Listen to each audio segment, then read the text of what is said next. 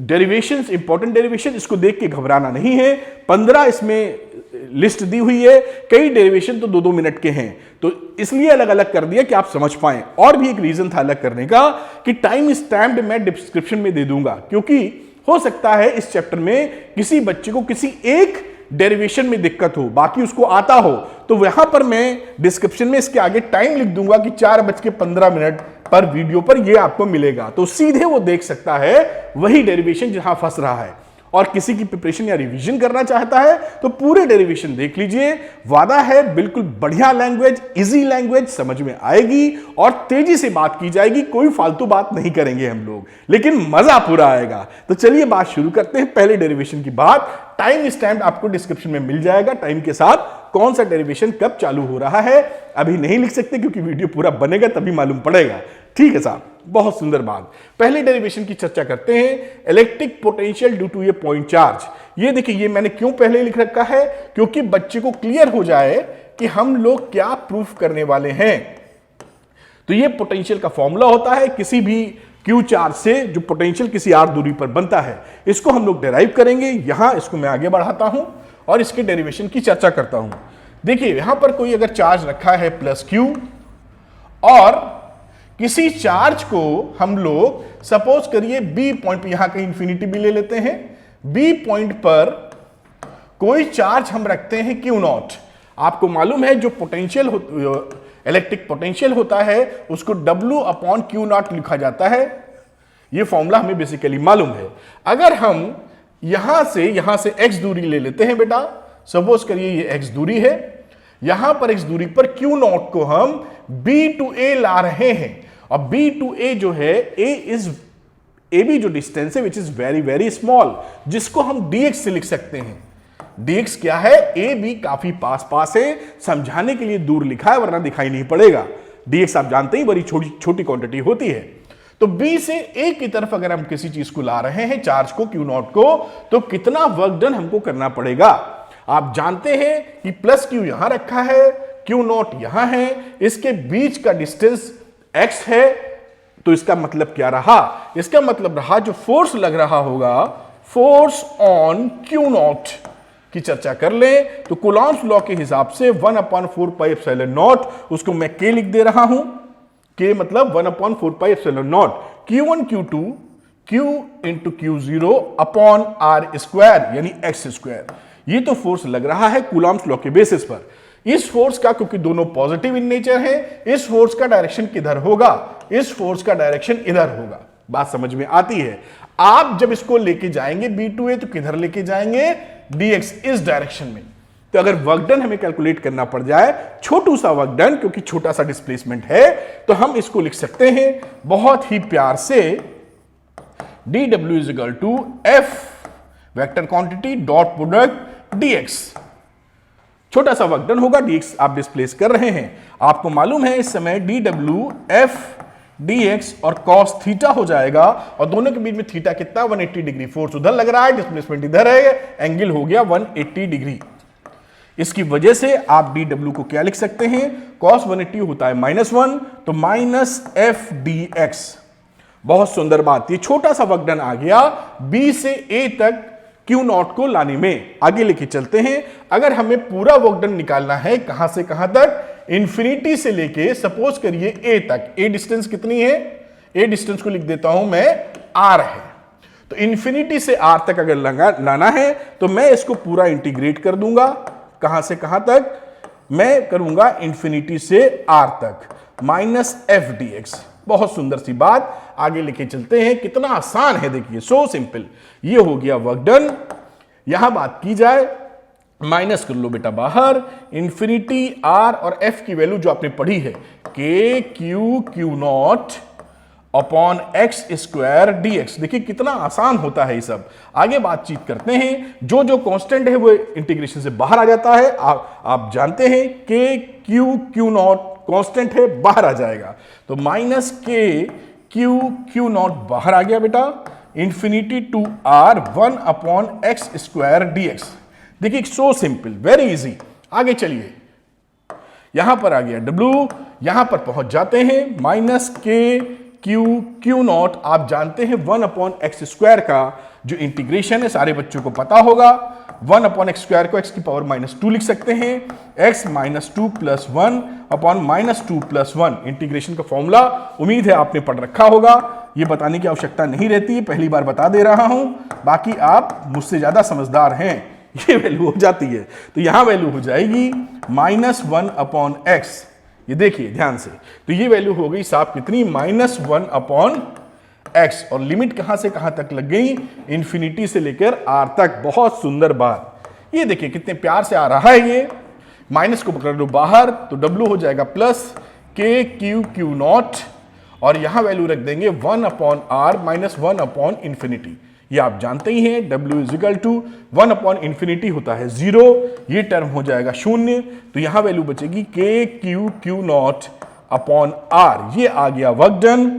हमें मालूम था कि जो पोटेंशियल होता था v वो w/q0 था, तो यहां w की वैल्यू लिखिए k/q0 क्या था अपॉन r और होल अपॉन q0।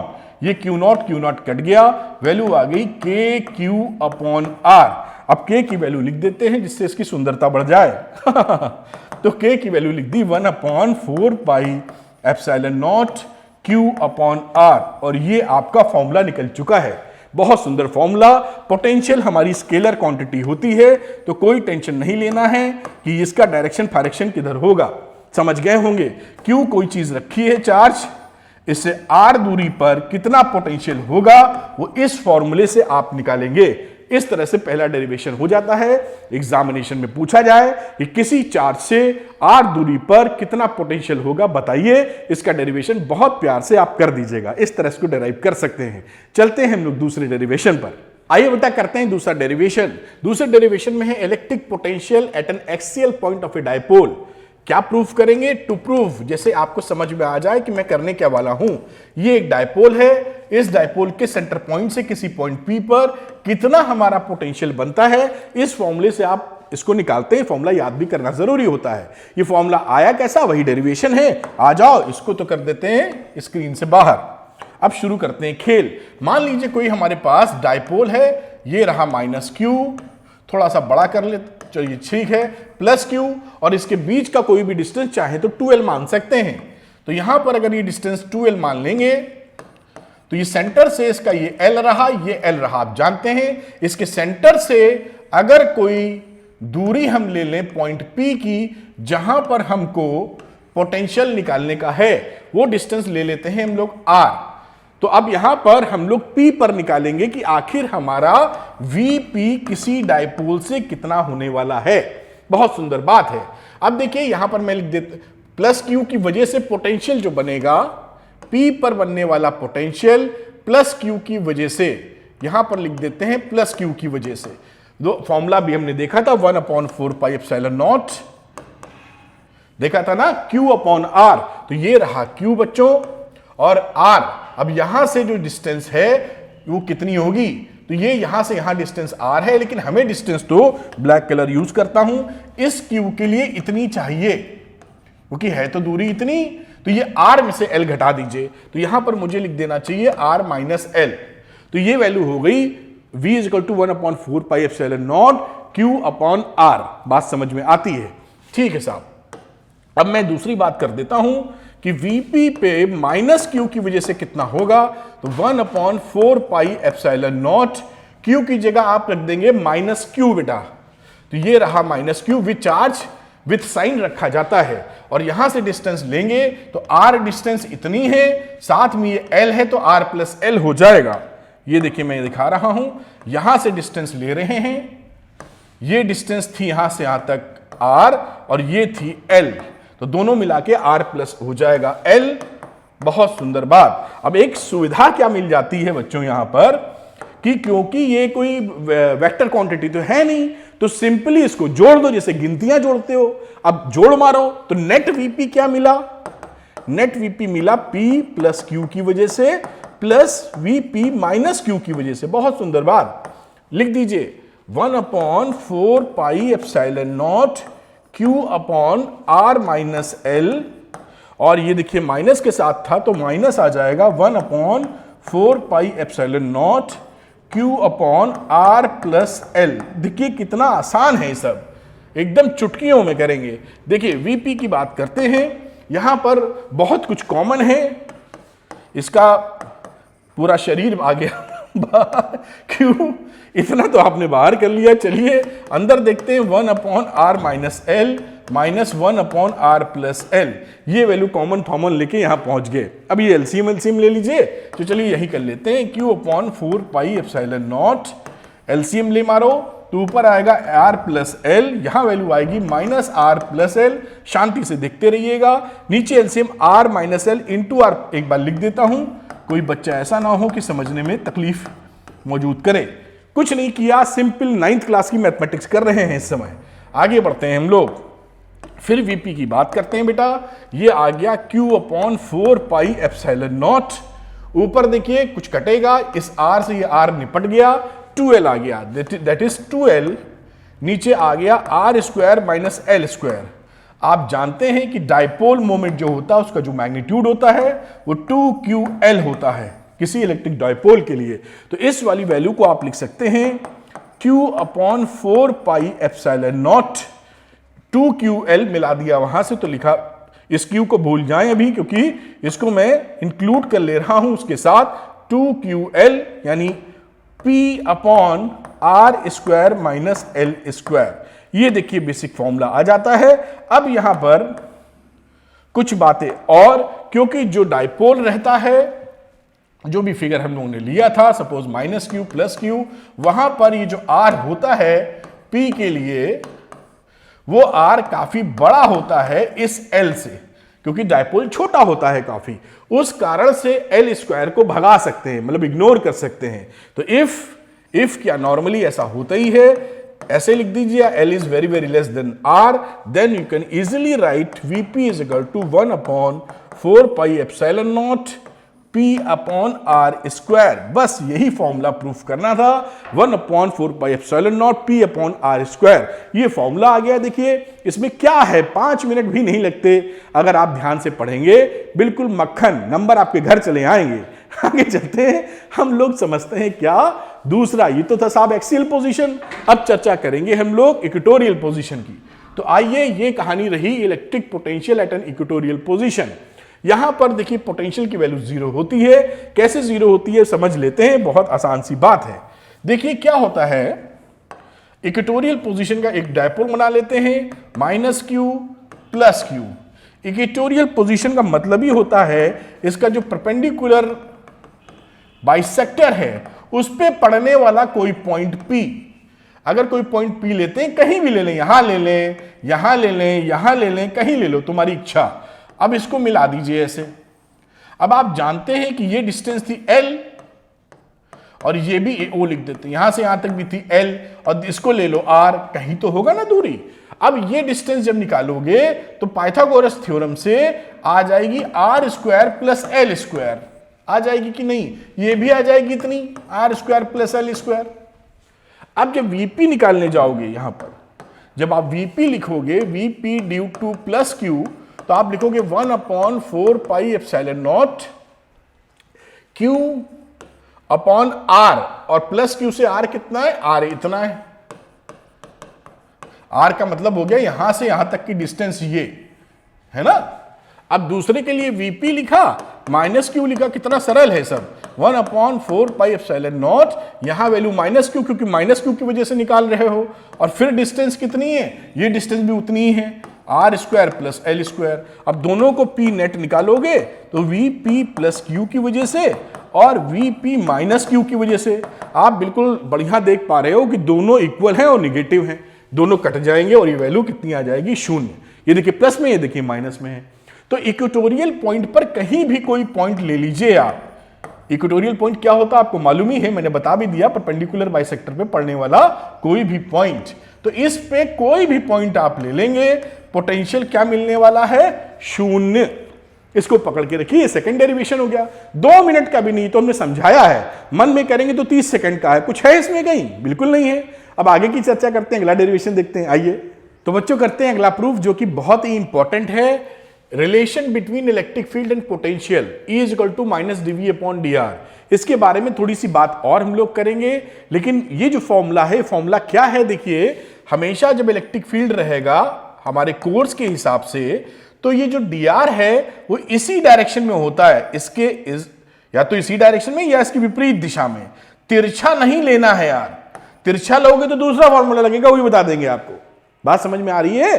तो ये जैसे इलेक्ट्रिक फील्ड है, इस फील्ड में कोई चार्ज प्लस क्यू को आप यहां से यहां पहुंचा देते हैं, सपोज करिए ए पोजीशन से बी पोजीशन पर, तो जो dr होगा वो dr या r ये नहीं होगा, ये लेना पड़ेगा आपको, दिस विल बी इसी डायरेक्शन या इसकी विपरीत डायरेक्शन में, तिरछा नहीं लेना है। Got it the point? ये बताना जरूरी है, कई बच्चे गलती करते हैं। खैर, हम लोग डेरिवेशन की बात कर रहे हैं, इस डेरिवेशन की चर्चा करते हैं हम लोग। इस बात को समझना है तो न्यूमेरिकल क्वेश्चन, जो इंपॉर्टेंट क्वेश्चन की सीरीज है वो लगाइए, उसमें सवाल ऐसे लिए हैं जो बिल्कुल बेहतरीन ढंग से आपको समझा देते हैं। चलिए, रिलेशनशिप के तौर पर हम देखते हैं कि कोई प्लस क्यू चार्ज किसी ओरिजिन पे है, प्लस क्यू यहां पर रखा गया है। यहां पर सोचिए कि कहीं बी पॉइंट पर हमारा, या ए पॉइंट ले लो, ए से बी जाना है क्योंकि, तो शुरू ए से करते हैं। मान लीजिए ए पॉइंट पर है और बाजू में इसके बी पॉइंट है। ए बी काफी क्लोज है, point A B are very very close, और इस प्लस क्यू की वजह से जो इलेक्ट्रिक फील्ड बन रहा होगा उसका डायरेक्शन इस दिशा में होगा। A B point, A and B are very close points, जिसकी वजह से ई हमारा लगभग बराबर है ए और बी पर। E इज कांस्टेंट ए से बी में। अब यहां पर जो पोटेंशियल है वह उसको आप ले लो VA is equal to V। अब इसकी तरफ बढ़ रहे हो तो VB पर जब पोटेंशियल लोगे तो इससे ज्यादा पोटेंशियल होगा, उसको V प्लस DV बोल देते हैं क्योंकि आप चार्ज की तरफ आ रहे हो तो पोटेंशियल बढ़ जाएगा। ठीक है, तो यहां पर VA हो गया V, और VB को लिख सकते हो V प्लस dV। और यहां से हमारा जो मूवमेंट है मैं लिख देता हूं ब्लैक कलर से, यहां से आप मूव कर रहे हो इस डायरेक्शन में B की तरफ, जिसे मैं dr वेक्टर से शो कर दूंगा। अब हमें निकालना पड़ेगा साहब वर्क डन। आप जानते हैं कि जो इस पे लगने वाला फोर्स है वो फोर्स होता है F इज इक्वल टू, अब यहां पे जो चार्ज है वो सपोज करिए Q नॉट था हमारा, तो इस पे जो चार्ज लगेगा, फोर्स लगेगा, वो Q नॉट E इस डायरेक्शन में लगेगा। आप लाना चाहते हो इस डायरेक्शन में, तो आप जो फोर्स लगाओगे उसकी विपरीत दिशा में लगाओगे, यानी माइनस Q नॉट E। आप समझ गए होगे।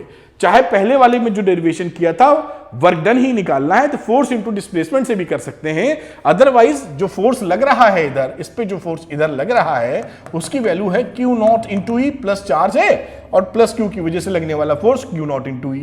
आप इसको इधर ले जा रहे हो तो आप इसके अपोजिट फोर्स लगा रहे हो, विदाउट एक्सेलरेशन आप इसको डिस्प्लेस करते हो A से B की तरफ।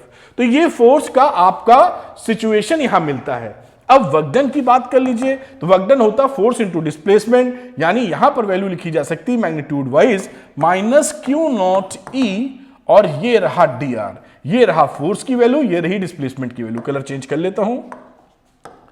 अब यहां पर देखिए वैल्यू आगे लेके चलते हैं, ये हमारी वैल्यू आ चुकी है। अब इसके अलावा एक फॉर्मूला आपको और पता है बेटा, वर्क डन वाला V is delta V is equal to W upon Q naught. तो यहां पर अगर बात की जाए वर्क डन की, तो वर्क डन कितना हो जाएगा Q नॉट डेल्टा V का मतलब हो गया VB माइनस VA, जिसे हम लोग अभी शो करेंगे dV के रूप में। बात पकड़ में आई? अब ये वर्क डन और ये वर्क डन है तो कहीं से निकालें बात एक। अब इसको इसके बराबर कर दो, तो इक्वेशन नंबर 1 लिख दो, इक्वेशन नंबर 2 लिख दो, है तो वर्क डन वही। अब उस वर्क डन को अगर मैं बराबर करता हूं तो minus Q naught E dr must be equal to Q naught dV। इस तरह से देखिए आपने इसको इक्वल कर दिया। देखिए कोई वैल्यू अगर कट रही है तो हम लोग काट लेंगे, वरना देखते हैं। ये देखिए Q नॉट हमारा कट गया, और इससे हमारा क्या रिजल्ट रहा, थोड़ा ऊपर करना होगा।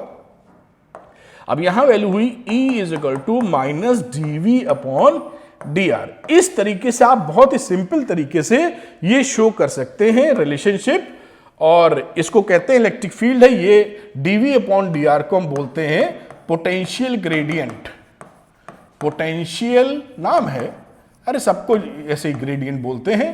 और ये जो माइनस साइन आ रहा है, कई बच्चे पूछते हैं। तो माइनस साइन का मतलब होता है, निगेटिव साइन क्या शो कर रहा है कि हम लोग इस ग्रेडियंट के पोटेंशियल विपरीत दिशा में इलेक्ट्रिक फील्ड है, जिस डायरेक्शन में डिस्प्लेसमेंट किया गया है उसकी विपरीत दिशा में इलेक्ट्रिक फील्ड। हम आगे बढ़ रहे थे ना, B to A to B बढ़ रहे थे, तो जिस तरफ पोटेंशियल बढ़ रहा है उसकी विपरीत दिशा में इलेक्ट्रिक फील्ड है, या इलेक्ट्रिक फील्ड जिस दिशा में घट रहा है उसकी विपरीत दिशा में बढ़ता हुआ पोटेंशियल है, कुछ भी कह सकते हैं।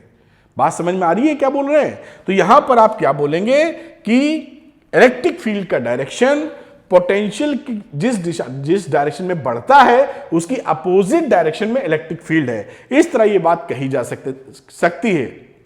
आप मेरे ख्याल से बात पकड़ पाए होंगे कि direction of electric field is in the direction of decreasing potential. इस तरह लिख सकते हैं आप, direction of electric field is in the direction of decreasing potential। कई तरीके से कह सकते हैं, आपकी समझ में आना चाहिए। इस तरह से ये निगेटिव साइन का सेंस कह सकते हैं कि आप देख रहे हैं कि इलेक्ट्रिक फील्ड की दिशा में जब आप बढ़ोगे इस तरफ तो आपका पोटेंशियल ड्रॉप कर जाएगा, इस तरफ बढ़ोगे तो पोटेंशियल बढ़ जाएगा। इतनी सी बात है माइनस साइन शो करने के लिए। खैर, ये तो बात आपने समझी, कुछ और जानकारियां भी ले लीजिए जब पढ़ ही रहे हैं हम लोग। यहां पर मैंने जब चर्चा की थी तो आपको बताया था कि इस फॉर्मूले में जो कोर्स में है वो -dV/dr क्या बताता है कि अगर इलेक्ट्रिक फील्ड का डायरेक्शन ऐसे है तो हमें जो r लेना होगा वो या तो हम r इसी डायरेक्शन में लेंगे या इसके अपोजिट डायरेक्शन में। तिरछा r नहीं चलेगा, लेकिन ठीक है नहीं चलेगा, लेकिन अब किसी भी पार्टिकल को स्पेस में कहीं भी मूव किया जा सकता है, उसकी रुकावट तो है नहीं। तो उसके लिए जो फॉर्मूला हमें ध्यान रखना चाहिए वो देखिए क्या होता है। अगर मैं Ex की बात करूं तो इसका रिलेशन होता है del V/del x। अभी समझाता हूं उसका मीनिंग, ये पार्शियल डिफरेंशिएशन है। और Ey की बात करूं तो -dV/del V/del y, और Ez की बात की जाए तो -del V/del z। ये वैल्यू होती है। टोटल इलेक्ट्रिक फील्ड की बात की जाए तो -del V/del x plus del V/del y plus del V/del z लिखा जा सकता है। ये अगर ये कहानी लेते हैं तो फिर आप उस चार्ज पार्टिकल को कैसी तिरछा आड़ा अगड़म बगड़म कहीं ले जाइए, इस डिफरेंशिएशन को कीजिए और इसके बराबर रख दीजिए। बात समझ में आई होगी। del V/del x का क्या मतलब होता है, एक मिनट ये भी सीख लीजिए। इसे बोलते हैं पार्शियल डिफरेंशिएशन। पार्शियल डिफरेंशिएशन कुछ नहीं, बहुत सरल है। डिफरेंशिएशन जैसे मान लीजिए आपको x y दिया गया है, ठीक, मान लीजिए कोई फंक्शन है, बात पकड़ में आ रही होगी। मान लीजिए एक पोटेंशियल के बारे में यही बात कर दी हुई कि उसको डिफरेंशिएट करके इलेक्ट्रिक फील्ड निकालना है।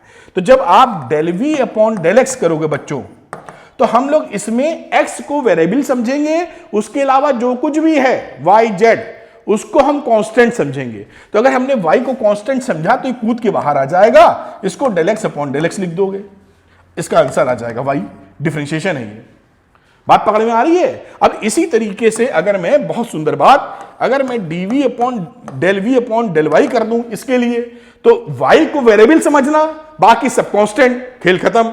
यानी कि जब आप इसको लिखोगे del/del y, पूरा करके दिखा रहा हूं इस बार, x into y, तो यहां पर y variable, x constant, x कूद के बाहर आ गया।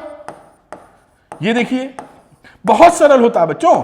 और ये हो गया 1, तो इसका आंसर आ गया x। बस यही होता है पार्शियल डिफरेंशिएशन। पार्शियल कुछ कर रहे हैं, कुछ जोड़ रहे हैं, तो जिसके रिस्पेक्ट में करते हैं वो वेरिएबल है, बाकी सब कांस्टेंट, खेल खत्म। तो अगर ऐसा सवाल आ जाए तो इसको इस्तेमाल करना। और बेसिक सवाल आता है इतना, E = -dV/dr, आप समझ गए होंगे। तो इसका तात्पर्य है केवल इतना, जिस डायरेक्शन में इलेक्ट्रिक फील्ड उसी डायरेक्शन में r या उसकी विपरीत दिशा में r।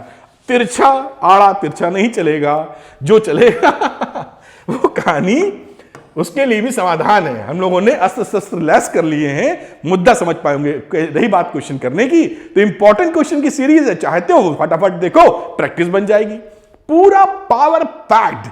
चलो भाई अगला डेरिवेशन करते हैं। आइए बच्चों करते हैं अगला डेरिवेशन, बहुत ही मजेदार और एकदम आसान। लिखा है potential energy of A system of 2 point charge. ये देखिए Q1 Q2 है और इसका पोटेंशियल एनर्जी का फॉर्मूला ये होता है, तो यही हम लोग प्रूफ करने वाले हैं। इसी को मैं प्रूफ करके दिखाऊंगा। ये मैं इसलिए लिख देता हूं जैसे आप कनेक्ट कर पाए कि होने क्या जा रहा है। बड़ी सुंदर बात। आइए साहब, तो अब रही ये स्पेस, सन्नाटा। इस सन्नाटे में आप Q1 चार्ज लेके आते हैं और उसको यहां बैठा देते हैं, इस Q1 को। अब जब Q1 को कहां से ला रहे हैं? इंफिनिटी पे। इंफिनिटी पे पोटेंशियल क्या माना जाता है? जीरो। वी इंफिनिटी मतलब potential at infinity will be zero. तो जब आप Q1 को लेके चले होंगे, मैं निशान बना दूं ऐसे, थोड़ा सा नीचे कर लूं, पता नहीं वो दिख भी रहा है कि नहीं। यहां आ जाओ। इस Q1 को लेके चले हम लोग, तो Q1 को लाने में कोई तकलीफ नहीं हुई। क्यों? क्योंकि यहां पे कोई एग्जिस्टिंग इलेक्ट्रिक फील्ड था ही नहीं जो इसको अपोज करता या अपने पास बुलाता, तो हमें कोई वर्क डन नहीं करना पड़ा। वो Q1 आराम से चलाया, ना कोई धक्का मारने वाला ना कोई बुलाने वाला। बड़ी अच्छी बात। अब रही तो वर्क डन जो रहा W1 का, यहां लिख दो चाहे, वो हमारा कितना रहा? 0। अब दूसरी बात आई, Q2 को लेके चले आए। Q2 को ब्लैक कलर से दिखा देते हैं। अभी आप यहां से चले और एक Q2 को यहां तक लेके चले आए। दिस इज Q2, और Q2 यहां से कितनी दूरी पे है? R। इसको 1 और 2 कह दो तो R12 कह देते हैं समझदारी के लिए, या R ही लिख दो अभी सरल भाषा के लिए, कोई दिक्कत नहीं। ठीक। अब Q2 को लेके आए। जब आप Q2 को लेके आओगे बच्चों, तो उस समय क्या सिचुएशन होगी? अब ये Q1 मौजूद है, इसकी वजह से इलेक्ट्रिक फील्ड बन रहा है। तो जब Q2 लाओगे तो प्लस है दोनों, तो ये रिपेल करेगा, मत आओ। तो आपको वर्क डन करना पड़ेगा कि नहीं भाई मुझे लाना है। ठीक है, तो अब वर्क डन होगा, वही पोटेंशियल एनर्जी की फॉर्म में सेव होने वाला है। बड़ी अच्छी बात। अब Q2 जब इस पॉइंट पर लेके आए, इसका नाम दे दो P1 P2 या AB, कोई भी पॉइंट, इसको मैं P1 लिख देता हूं, इसको P2। तो जब इसको P2 पॉइंट पर लेके आए तो कितना वर्क डन हमको करना पड़ा? ठीक है, तो वर्क डन करने के लिए हमारे पास एक फॉर्मूला ये भी था, V = W/Q या W = QV, आप जानते हैं। ठीक है, V = W/Q या W = Q2 × ΔV। अब बात करते हैं कि V यहां पर कितना है। तो V potential at P2 due two plus Q1, यहां पर पोटेंशियल इसकी वजह से कितना है, यह चर्चा का विषय है। इसको मैं लिख देता हूं, सपोज करिए V1, यहां पर जो पोटेंशियल पाया जाएगा उसको लिखोगे 1/4πε0। बनाने वाला Q1 है, और अगर मैं इसको R कह रहा हूं, R12 या R जो भी कहिए, तो ये पोटेंशियल हो गया। साहब कलर चेंज कर लेता हूं, ये पोटेंशियल हो गया। अब वर्क डन, यहां का पोटेंशियल हमारा V1 है, जो कि मैंने 1/4πε0 Q1/R लिखा है, और ये पोटेंशियल V इंफिनिटी 0 है। तो इस चार्ज को यहां से यहां तक लाने में हमारा कितना वर्क डन लगा बेटा? वो वर्क डन लगा Q2 × ΔV। बात समझ में आई होगी। अब डेल्टा V का मतलब है इन दोनों का डिफरेंस, विच इज Q2V1 - 0। तो ये हो गया Q2 × V1। Q2 की वैल्यू तो रही Q2 और V1 की वैल्यू रही 1/4πε0 Q1/R। और ये वैल्यू देखिए क्या बन गई, फटाफट ये वर्क बन गया यहां से 1/4πε0 Q1 Q2/R, और ज्यादा कानून देना है तो 1/4πε0 Q1 Q2/R12। ये देखिए आपका आ गया वर्क डन, और यही पोटेंशियल एनर्जी के फॉर्म में हो जाएगा सेव। क्यों? क्योंकि यहां पर ये जो W निकाला था ना, टोटल वर्क डन, देखना ध्यान से, जो टोटल वर्क डन था वो था बेसिकली W + W2। W समझ में आ रहा है? W2, W1 था 0, और इस W2 की जगह ये W लिखा था हम लोगों ने, तो ये W आया था। दोनों का वर्क डन जोड़ते हैं तो यहां पर जो पोटेंशियल एनर्जी का फाइनल फॉर्मूला हाथ लगा, बहुत सुंदर सा U, इसे बोल देंगे 1/4πε0 Q1 Q2। मैं बड़ा बड़ा लिख रहा हूं, कोई तकलीफ नहीं होनी चाहिए, साफ दिखना चाहिए। इस तरीके से आप निकाल सकते हैं पोटेंशियल एनर्जी जो सिस्टम की थी, दो चार्ज वाले सिस्टम की। ये जो हेडिंग थी ऐसे एग्जाम में आ जाए तो बड़े सुंदर तरीके से इसको कर दीजिएगा कि potential energy of A system of 2 point charge. अब बात होती है कि भाई 2 पॉइंट की जगह आपके यहां 3 पॉइंट चार्ज का भी पूछा जाता है। अब इसकी भी चर्चा लगे हाथ कर लेते हैं कि अगर 3 पॉइंट चार्ज है, P यहां पे Q1 है, यहां आपका Q2 है, यहां आपका Q3 है, सब प्लस लेके चल रहे हैं बताने के लिए। जब भी एनर्जी में फॉर्मूले में रखोगे Q1 Q2 विथ साइन रखोगे, प्लस माइनस जो भी आ रहा होगा। इसकी देखते हैं एनर्जी क्या है, तो एनर्जी मिलेगी ये। तो हमें टू प्रूफ करना है, ये दिखाने का तात्पर्य क्यों आप कनेक्ट कर पाओ कि साहब ये सर करने वाले हैं। चलिए बात शुरू करते हैं। इसको थोड़ा मैं ऊपर भेजता हूं। अब जैसा आप जानते थे कि जब हम पहले वाले चार्ज को लेके आएंगे प्लस Q1 को, तो हमको कोई वर्क डन नहीं करना पड़ेगा, तो W1 बेसिकली हो जाता है 0, वो चीज समझा चुका हूं। अब ये इंफिनिटी है, जहां से ला रहे हैं एक दूसरे को लेके आए प्लस Q2 को, जो इसको गोले बना दो, ये इससे डिस्टेंस दूर में है, ये पहला है, ये दूसरा है, इसको R12 लिख देता हूं। थोड़ा नीचे करो, नहीं तो ऊपर जगह नहीं मिलेगी, यहां आ जाओ। अब इसको हम कहां से लेके आए थे, इंफिनिटी से लेके आए थे। V इंफिनिटी होता है 0, पकड़ के रखना, ठीक। अब जब Q2 लेके आए हो तो आपको मालूम है कि आपको वर्क डन करना पड़ा है। भाई Q1 अब धक्का मारेगा इसको, तो वर्क डन करना पड़ेगा। तो इसमें वर्क डन कितना करना पड़ा अगर बात सोचे W2 में, भाई W2 इसको लाने में जो वर्क डन किया है, तो वो वर्क डन पीछे लिखा था 1/4 pi epsilon naught Q1 Q2 upon R की जगह हो गया R12। बहुत सुंदर बात। अब क्या हुआ, जब तीसरा खिलाड़ी आप लेके आए यहां पर, सपोज करिए प्लस Q3, जब इस खिलाड़ी को इंफिनिटी से लेके आए, तो अब यहां पर दो महारथी हैं उनका विरोध करने के लिए। तो जब इसको लेके आए तो इसने भी यहां से डिस्टेंस पकड़ लेते हैं R12, R13 लिखना होगा, और इसकी डिस्टेंस को बोल दीजिए 2 से 3 की तरफ, तो 2 से 3। अब जब इसको लेके आओगे तो ये भी इसको रिपेल करेगा कि भैया धक्का मार रहे हैं, नहीं आने देंगे, और ये भी करेगा, तो दो लोग चढ़ाई करेंगे, तो दो वर्क डन मिल जाएंगे। इसके बात पकड़ में आ रही होगी उम्मीद करते हैं। तो वर्क डन की बात की जाए, अब इस तीसरे के लिए जो वर्क डन होने वाला है, वो वर्क डन होने वाला है इसके बीच का वर्क डन, है ना। तो ये वैल्यू हो जाएगी 1/4 pi epsilon naught Q1 Q3 upon R13, plus ये भी जोर लगा तुम नहीं आओ 1/4 pi epsilon naught Q2 Q3 upon बीच का डिस्टेंस R23। ये कहानी हो गई तीनों वर्क डन की। अब तीनों वर्क डन को जोड़ मारो, भाई वही तो पोटेंशियल एनर्जी बनेगी। तो तीनों टोटल वर्क डन बिल्कुल आसान एकदम, W1 W2 W3, क्या बात है। आगे चलो भाई, W1 की वैल्यू हो गई 0, बाकी ये तीनों छाप दो यहां पर, तो छापना पड़ेगा भाई 1/4 pi epsilon naught Q1 Q2 upon R12 plus 1/4 pi epsilon naught Q2 Q3, चलिए R23, और 1/4 pi epsilon naught Q1 Q3 upon R13। ये वैल्यू देखिए बन गई आपकी वर्क डन की, यही इसकी पोटेंशियल एनर्जी बन जाएगी। तो U कितना हो जाएगा बेटा, अगर इसमें से 1/4 पाई एप्सिलॉन नॉट कॉमन ले लो, तो वैल्यू क्या बनी, Q1 Q2 अपॉन R12, देख पा रहे होगे। फिर 1 से 3 का बना लो, और फिर बात रही 2 से 3 का बना लो। ये देखिए ये पोटेंशियल एनर्जी आ गई, और ये फॉर्मूला आ गया 3, जब 3 हमारे चार्जेस थे तो उससे बनने वाला। तो देखिए इसमें अब मान लीजिए 4 का आ जाए, तो 4 का मैं ड्राइव नहीं करने वाला हूं, लेकिन आपको मैं लॉजिक तो बता दूं, जैसे आप मजबूत खिलाड़ी बन जाएं। 4 हो 5 हो 10 हो, इतना आएगा नहीं, 4 तक तो आ सकता है कि भाई ये 4 मान लो ऐसे लाए गए, plus Q1 minus Q2 plus Q3 और प्लस Q4, कैसे करके।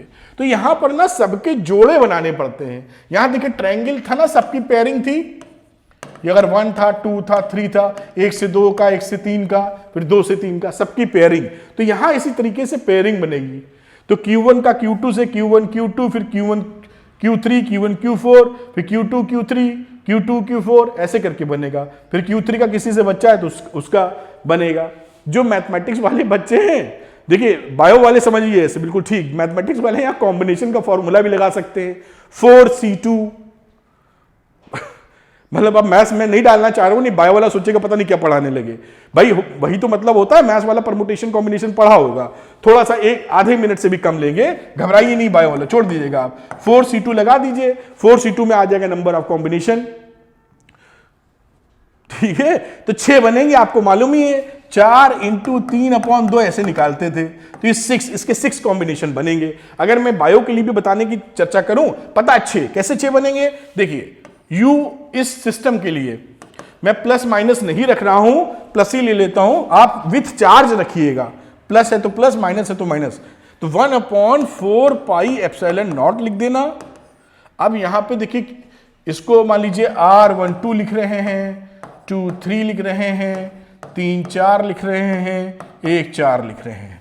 तो पहले लिखो Q1 Q2 R12, फिर Q1 का Q2 से हो गया तो Q3 से R13, फिर Q1 का Q4 से R14, 3 तो इसी का बन गया। फिर 2 का बनाओ तो 2 का 1 से बन चुका, 2 का 3 से, फिर 2 का 4 से, ठीक। अब देखिए एक बचा, अभी एक और बनेगा, किसका रह गया अभी 1 ने बना लिया, Q3 किससे बनाएगा, तो Q3 Q4 नजर नहीं आ रहा है यहां पर देखो, तो Q3 Q4 R34 यही बनेगा, सब सारे कॉम्बिनेशन बन गए, तो 6 कॉम्बिनेशन बन गए, ठीक। अगर बायो वाले थोड़ी तिकड़म करना चाहें तो मैं ये छोटा सा, पता नहीं कितना आप सहूलियत फील करें या याद कर पाएं, अब ये कॉम्बिनेशन का फॉर्मूला भी याद कर सकते हैं आप कि जोड़े कितने बनेंगे, जो वैल्यू लिखी हो चलिए छोड़िए उसको, वो थोड़ा कंफ्यूज कर देगा आपको, इतना ही पकड़िए, बिल्कुल ठीक, मजबूत है ये, कहीं कोई चीज हिलने वाली नहीं। चलते हैं अगले डेरिवेशन पे, आइए। तो बच्चों करते हैं अगला डेरिवेशन, बहुत ही आसान और इंटरेस्टिंग।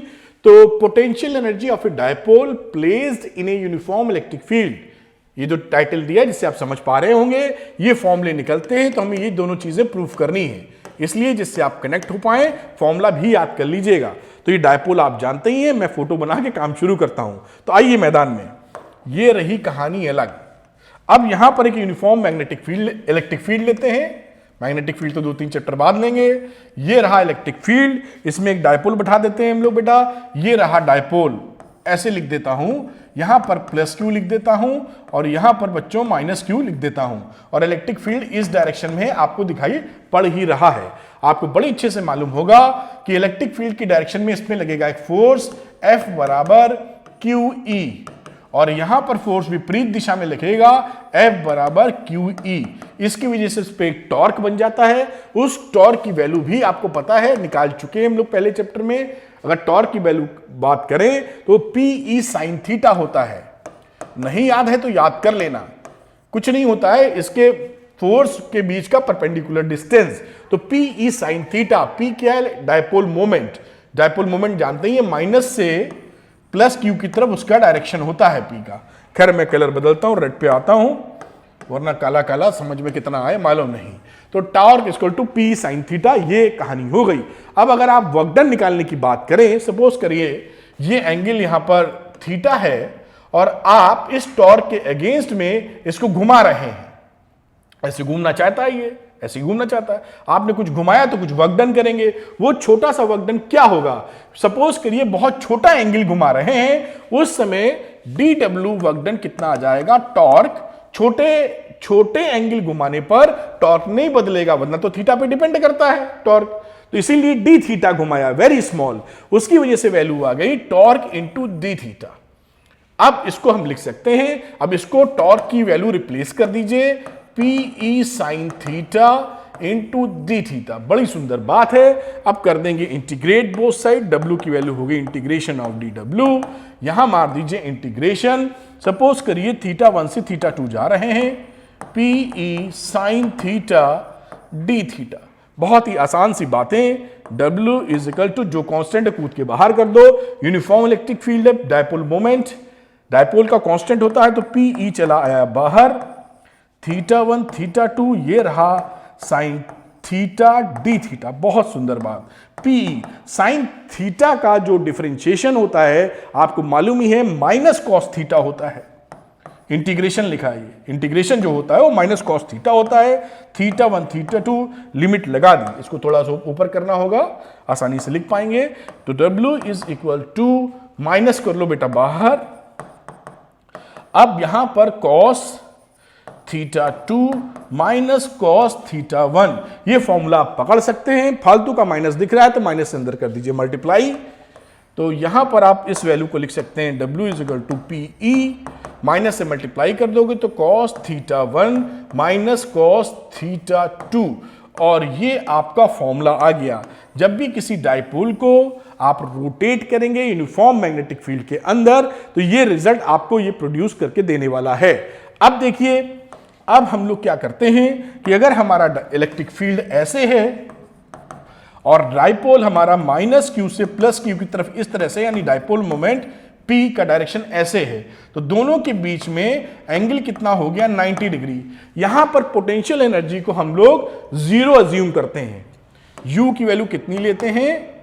U की value when theta is equal to 90 degree, तो मुझे U 90 डिग्री लिख देना चाहिए। यहां पर वैल्यू हम अज्यूम करते हैं कि शून्य होगी। जैसे हम ये मानते हैं कि पोटेंशियल एट इंफिनिटी जीरो है कि नहीं हमको मालूम नहीं, लेकिन रेफरेंस पॉइंट चाहिए, क्योंकि अक्सर हमारी लाइफ में V इंपॉर्टेंट नहीं होता, डेल्टा V इंपॉर्टेंट होता है, वही काम का होता है। खैर उस पर बात करेंगे तो थोड़ा ज्यादा कॉन्सेप्चुअल लेवल पे चले जाएंगे। बात समझ गई, U 90 डिग्री की वैल्यू होगी U 0। अब यहां पर अगर हम वैल्यू पुट कर दें कि सपोज इस 90 से कहीं हम घुमा रहे हैं, यहां पर वैल्यू रखिए W is equal to PE, और सपोज 90 से घुमा रहे हैं तो cos 90 डिग्री माइनस किसी एंगल तक cos थीटा 2 या थीटा लिख के छोड़ देते हैं। कहां से कहां घुमाया है? 90 डिग्री से आपने थीटा तक घुमाया है। अब ये वैल्यू कितनी आ जाएगी? cos 90 होता है 0, तो वैल्यू बचेगी माइनस PE cos थीटा। अब इसी को आप और थोड़ा सा बेहतरीन ढंग से लिखना चाहिए तो इसी एनर्जी को आप लिख सकते हैं माइनस P डॉट E। ये आपका क्या हो जाएगा? Potential energy of the dipole किसी भी एंगल पर रखा है। अगर ये इलेक्ट्रिक फील्ड ऐसे है, कोई कह दे कि थीटा ये बन रहा है P से, तो कितना पोटेंशियल है? आप कहेंगे कितनी एनर्जी है, तो इतनी एनर्जी है। लेकिन साथ साथ आपको ये याद रखना पड़ेगा कि डाइपोल अगर 90 डिग्री पर था तो उस समय उसकी एनर्जी जीरो थी। वो रेफरेंस पॉइंट है जिसकी वजह से अब इतना है बता पाएंगे। भाई नपाई करते हैं तो कहीं से नापते हैं, तो कहां से नापे, वो रेफरेंस पॉइंट होता है। खैर एनीवे उसकी बात अलग की है। ये इसका डेरिवेशन बहुत ही शानदार तरीके से दोनों का आ गया। यही डेराइव करना था। देखिए दोनों ही फॉर्मूले हम लोगों ने प्रूव कर दिए हैं और इस तरीके से आप इसकी प्रूविंग को हैंडल कर सकते हैं। आ जाओ भाई, ये प्रूविंग थी, दोनों ही फॉर्मूले आ गए। चलेंगे हम लोग अगले डेरिवेशन की तरफ। तो आइए चलते हैं अगले डेरिवेशन पर। तो आइए बच्चों करते हैं अगला डेरिवेशन, बहुत ही आसान मक्खन। तो ये रहा capacitance of an isolated spherical conductor. ये एक स्फेरिकल कंडक्टर है, इसका कैपेसिटेंस कितना होता है ये प्रूफ करेंगे हम लोग। ये टू प्रूफ, बाकी अभी चर्चा करके आपको दिखाते हैं कि ये फॉर्मूला कैसे आता है। चलिए साहब इसको भगाओ ऊपर, आ जाओ भाई।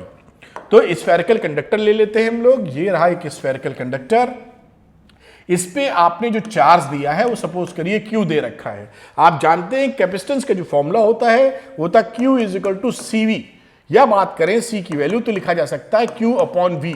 एक फॉर्मूला तो ये आपको पता होना चाहिए। साथ में अगर इसका रेडियस हमारा R है तो हमको ये भी मालूम होता है कि जो इलेक्ट्रिक फील्ड लाइन निकलेंगी वो तो अपनी जगह है, लेकिन इसका पोटेंशियल सरफेस पे कितना होने वाला है। तो पोटेंशियल की वैल्यू होती है 1 upon 4 pi epsilon not Q upon R। ये पोटेंशियल होता है स्फेरिकल कंडक्टर का। आप समझ पा रहे होंगे, पूरा बना रहता है इसके अंदर। अब यहां पे वैल्यू देखिए C कितना हो गया, Q की जगह तो Q था और V की जगह जो वैल्यू है वो ये डाल देंगे आप। तो 1 upon 4 pi epsilon not Q upon R। आप देख रहे हैं Q से Q कैंसिल हो गया, ये पूरी वैल्यू ऊपर चली गई 4 पाई एप्सिलॉन नॉट R। और यही देखिए आपका आंसर आ गया 4 पाई एप्सिलॉन नॉट R। तो इस तरीके से स्फेरिकल अगर एक कोई कंडक्टर है उसका कैपेसिटेंस कितना होगा, तो ये जो फॉर्मूला हमारे सामने आता था उसका हमने प्रूविंग कर दी। अब अगली बात करते हैं पैरेलल प्लेट कैपेसिटर की। बच्चों इसको कैसे प्रूव करेंगे, तो ये आप समझ रहे होंगे, इसका फॉर्मूला आपने पढ़ रखा होगा टू प्रूव। ये तो बड़ा ही फेमस और जरूर आपकी निगाहों के सामने से गुजरा होगा, epsilon naught A upon D। अब इसका प्रूफ कैसे करना उसकी चर्चा हम करते हैं यहां पर। चलिए इसको ऊपर भगाते हैं और जैसा पैरेलल प्लेट आप देखे हैं खड़ा वाला लेटा फिगर था वैसा मैं बनाता हूं। ये देखिए दो प्लेट हो गई कैपेसिटर की, यहां पर इसके पास प्लस चार्ज है, यहां पर इसका निगेटिव चार्ज है।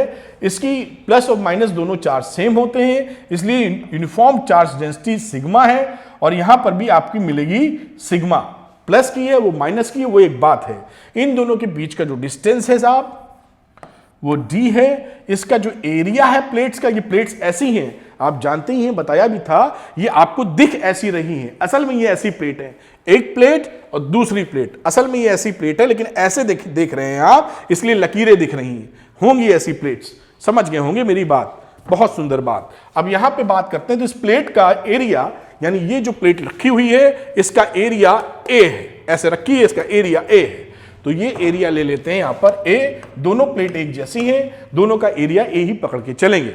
बहुत बढ़िया बात। आगे देखते हैं बेटा हम लोग कि जैसा मैंने पहले बताया भी था कि इलेक्ट्रिक फील्ड इसके बीच में क्या होने वाला है। यहां कहीं इलेक्ट्रिक फील्ड की बात कर दें, point P inside the plates. हम जानते हैं किसी भी शीट की वजह से जो इलेक्ट्रिक फील्ड बनता है वो बनता है सिग्मा अपॉन 2 एप्सिलॉन नॉट। अब यहां पर नाम दे देते हैं, ए बी प्लेट कर दीजिए, तो ए तो एरिया के लिए यूज किया है तो बी और सी बोल देते हैं जिससे आप पकड़ पाए ये प्लेट नंबर बी, ये प्लेट नंबर सी। तो यहां पर ये प्लस वाले की वजह से जो इलेक्ट्रिक फील्ड बनेगा वो बनेगा ई बी इधर और ई सी अपनी तरफ ही खींचेगा, तो इधर ई सी भी इधर ही होगा, यानी दोनों इलेक्ट्रिक फील्ड ऐड हो जाएंगे। तो net electric field in P inside the plates, inside समझ गए होंगे, तो ई बी प्लस ई सी करेंगे। ये आप समझदार हैं फिर भी मैं बता रहा हूं। यहां पे बात की जाएगी तो सिग्मा की बात की जाए तो सिग्मा अपॉन 2 एप्सिलॉन नॉट और sigma upon 2 epsilon not. Direction पहले ही कंसीडरेशन में ले लिए, इसलिए माइनस प्लस रखने की जरूरत नहीं पड़ी। अब ईपी की वैल्यू आप जानते हैं, इन दोनों को जोड़ोगे तो आ जाएगा एप्सिलॉन अपॉन सिग्मा नॉट। तो इसके बीच का जो इलेक्ट्रिक फील्ड है वो आपने निकाल लिया, जो इतना आया है। आपको ये भी मैंने बताया था कि आउटसाइड की बात अगर की जाएगी पी क्यू पॉइंट पर, तो यहां इलेक्ट्रिक फील्ड कितना मिलता है, 0। और इसी तरीके से यहां आर पॉइंट पर देखें तो यहां भी इलेक्ट्रिक फील्ड मिलेगा 0, क्योंकि यहां पर जब आप देखते हैं समझी लीजिए प्लस की वजह से इलेक्ट्रिक फील्ड बनेगा ई बी इस डायरेक्शन में, और माइनस की वजह से यानी सी प्लेट की वजह से बनेगा इसकी विपरीत दिशा में, माइनस वाला अपनी तरफ होता है। और दोनों ही देखिए इलेक्ट्रिक फील्ड आपस में बराबर है, तो एक दूसरे को नलीफाई कर देंगे। ये पहले मैं समझा चुका हूं, यहीं पे नलीफाई यानी कि कैपेसिटर के अंदर ही आपको इलेक्ट्रिक फील्ड मिलने वाला है, बाहर कोई इलेक्ट्रिक फील्ड नहीं मिलने वाला। बहुत अच्छी बात, ये आप समझ गए होंगे। आगे की चर्चा करते हैं इसके आगे। अब देखिए आपने एक रिलेशन पढ़ रखा था अभी, E is equal to minus delta V upon delta R. यहां पे बातचीत की जाए तो माइनस तो ये दिखाता था कि E का डायरेक्शन होता था डिक्रीजिंग पोटेंशियल के सेंस में, इतना ही बात थी, बाकी माइनस का कोई और औचित्य नहीं था। तो मैं माइनस को उड़ा देता हूं क्योंकि वो समझ ही रहे हैं हम लोग। हम इस फॉर्मूले को सिंपली इस पैटर्न में लिख देते हैं और मैं इसको लिख देता हूं E is equal to V upon D। D इसके बीच का डिस्टेंस है, डेल्टा V इन दोनों प्लेट के बीच का पोटेंशियल डिफरेंस है। ठीक, तो V का मतलब क्या है, potential difference between BC and D is the distance between this one. अब क्योंकि इलेक्ट्रिक फील्ड का डायरेक्शन इधर है, आप देख ही रहे हैं, और आर भी हम लोग ऐसे ही नाप रहे हैं, इसलिए कोई भी परेशानी नहीं खड़ी हुई। इलेक्ट्रिक फील्ड ऐसे है, डी ऐसे नाप रहे। मैंने बताया था कि हमारे सिलेबस के अनुसार ई अगर ऐसे है तो डी या तो ऐसे होगा या डी ऐसे होगा, तिरछा नहीं होगा। तिरछे के लिए दूसरा कांड करना पड़ेगा जो मैंने समझाया था। समझ पा रहे होंगे, बहुत ही मक्खन है एकदम प्यार से। आइए इसको थोड़ा सा और चर्चा गहरी करनी पड़ेगी। तो ये हो गया E is equal to V by D. तो यहां से V कितना हो गया बच्चों, ED। भाई क्रॉस मल्टीप्लिकेशन किया और कोई खास बात थोड़ी की है। अब इलेक्ट्रिक फील्ड ऊपर से हमको मालूम है तो इलेक्ट्रिक फील्ड की वैल्यू रख दो, तो ये रही sigma upon epsilon not into D. ये आ गया पोटेंशियल। देखिए इतना सरल होता है कि आप नींद में भी कर देंगे सही। इसको मैं बता रहा हूं आपको। C की वैल्यू होती है Q अपॉन V, होती नहीं होती है। अब Q की वैल्यू डाल दो यहां पर और ये नीचे V निकालो। Q कितना था, आप कहते थे कि इसकी चार्ज डेंसिटी सिग्मा है कि नहीं, तो सिग्मा का मतलब क्या था, चार्ज, टोटल चार्ज को एरिया से डिवाइड कर दो। यही तो था टोटल चार्ज को एरिया से डिवाइड कर दो। This is the surface charge density. तो Q की वैल्यू कितनी हो गई, सिग्मा ए। बस यही तो सिग्मा कहता है सरफेस चार्ज डेंसिटी। अब यहां पर आ जाते हैं क्यू, तो क्यू हो गया सिग्मा ए, बहुत ही सुंदर। वी की वैल्यू थी sigma upon epsilon not into D. अब बच्चे को मालूम है कि सिग्मा भाग जाएगा, मतलब कट जाएगा, तो epsilon naught A upon D आ गया फॉर्मूला। देखिए कहां जाएगा, ये इतना सरल तो होता है, epsilon naught A upon D. ये देखिए आपका ये फॉर्मूला आ गया। एग्जाम में पूछे तो मुस्कुराइएगा, ये तो मुझे आता ही है। अच्छा, एक चर्चा और कर लेते हैं जल्दी से। अगर ये इसके अंदर कोई डाइलेक्ट्रिक नहीं था तो ये रहा। अगर पूरा डाइलेक्ट्रिक भरा जाए, जिस डाइलेक्ट्रिक को आपने डाला है उसका डाइलेक्ट्रिक कांस्टेंट अगर के है तो आपको पता ही होगा, कैपेसिटेंस इसका बढ़ जाता है। आप के टाइम्स इसको मल्टीप्लाई कर दीजिए, के epsilon naught A upon D हो जाएगा। और अगर आपके मन में आ जाए, अभी हम लोग बात करेंगे मजेदार बातें, कि मान लीजिए पूरा डाइलेक्ट्रिक ना भरा जाए या आपके डाइलेक्ट्रिक एक की जगह दो भरे जाएं या दो की जगह चार भरे जाएं, तो क्या कांड होगा, उस कांड का भी डिस्कशन यही होगा। चिंता ना कीजिए, बस पढ़ते रहिए और मुस्कुराते रहिए। चलते हैं अगले डेरिवेशन पे, आइए।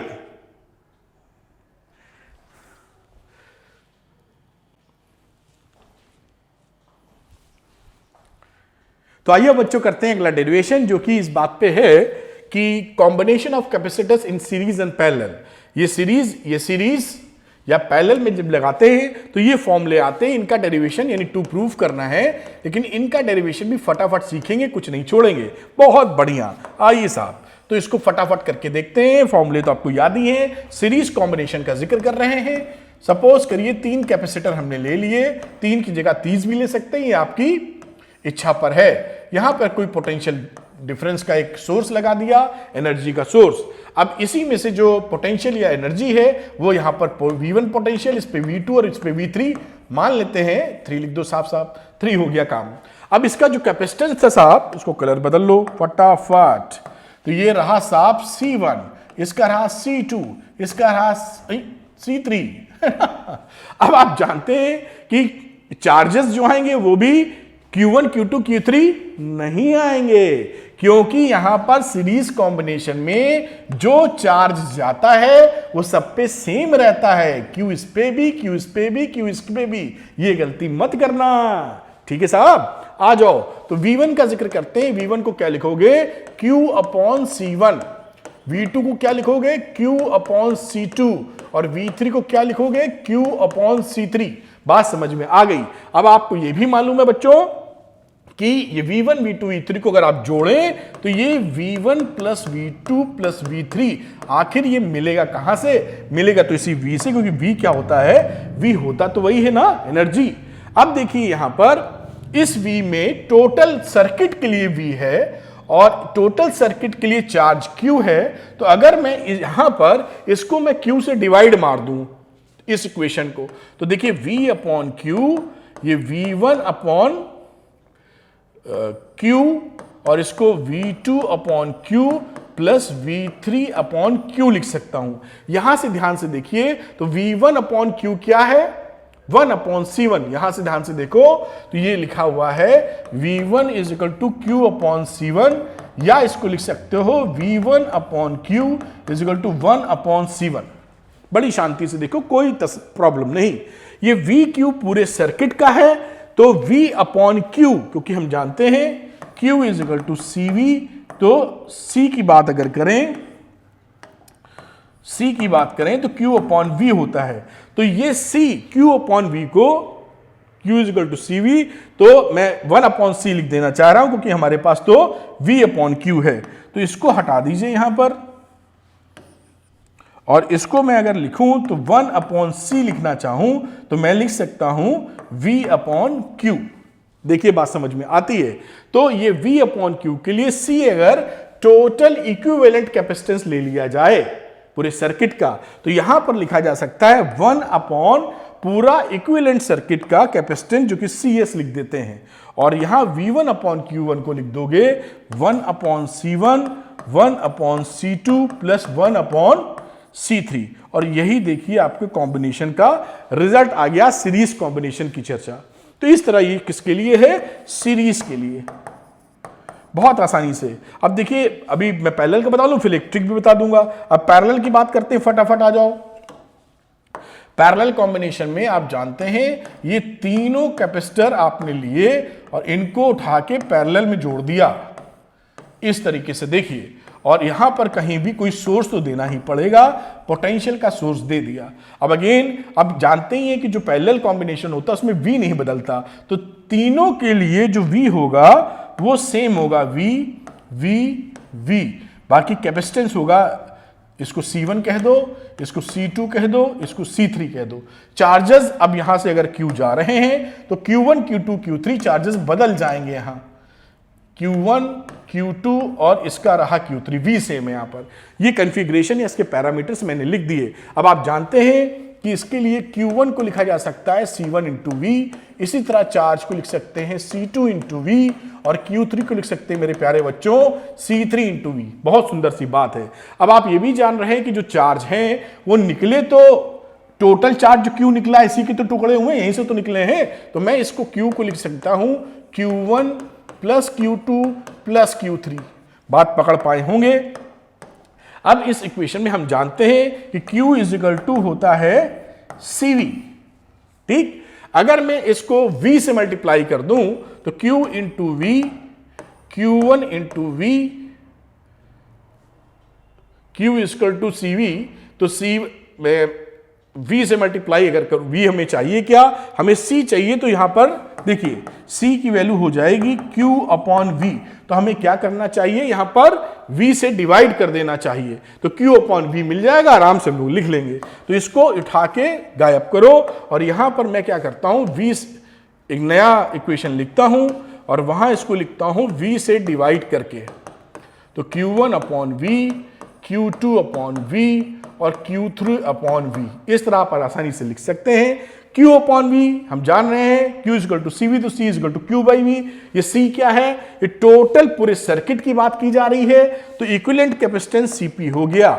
Q1 upon C1, Q1 upon V क्या रहा, C1। इसी तरह Q2 अपॉन V क्या रहा, C2, और इसी तरह ये रहा C3। देखिए पैरेलल के लिए ये कहानी निकल आई। इस तरह से इसको प्रूफ कर सकते हैं बेटा।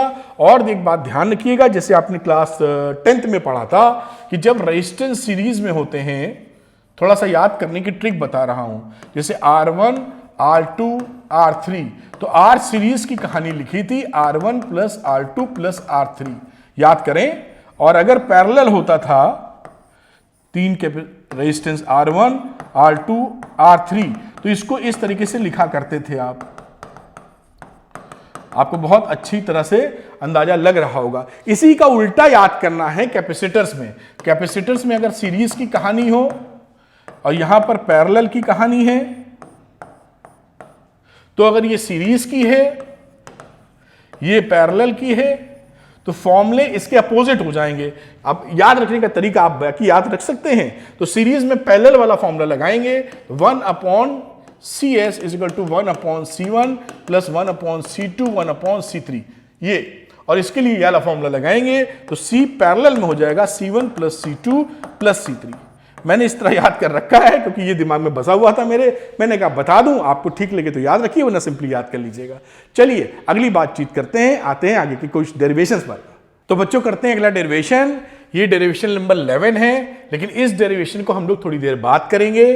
Capacitance of A parallel plate capacitor dielectric के साथ जो था, इसके बाद वाला डेरिवेशन करते हैं। इसको मैं आराम से बताऊंगा, कुछ बातें और बतानी है, ठीक। Energy stored in a capacitor, इसका डेरिवेशन करते हैं। देखिए energy stored in a capacitor आप जानते हैं half Q square upon C, half CV square, half QV और बाकी बातें। तो इसको हम लोग प्रूफ करेंगे कि आखिर ये फॉर्मूला आया कैसे, और थोड़ी एक्स्ट्रा जानकारी भी। आइए साहब शुरू करते हैं इस डेरिवेशन को। इस डेरिवेशन के लिए देखिए क्या चीजें हमें जाननी चाहिए। पहली बात ये देखिए कि मान लीजिए दो पैरेलल प्लेट्स हैं, ये इस समय अनचार्ज्ड हैं। इनिशियल कंडीशन देखिए, इनिशियली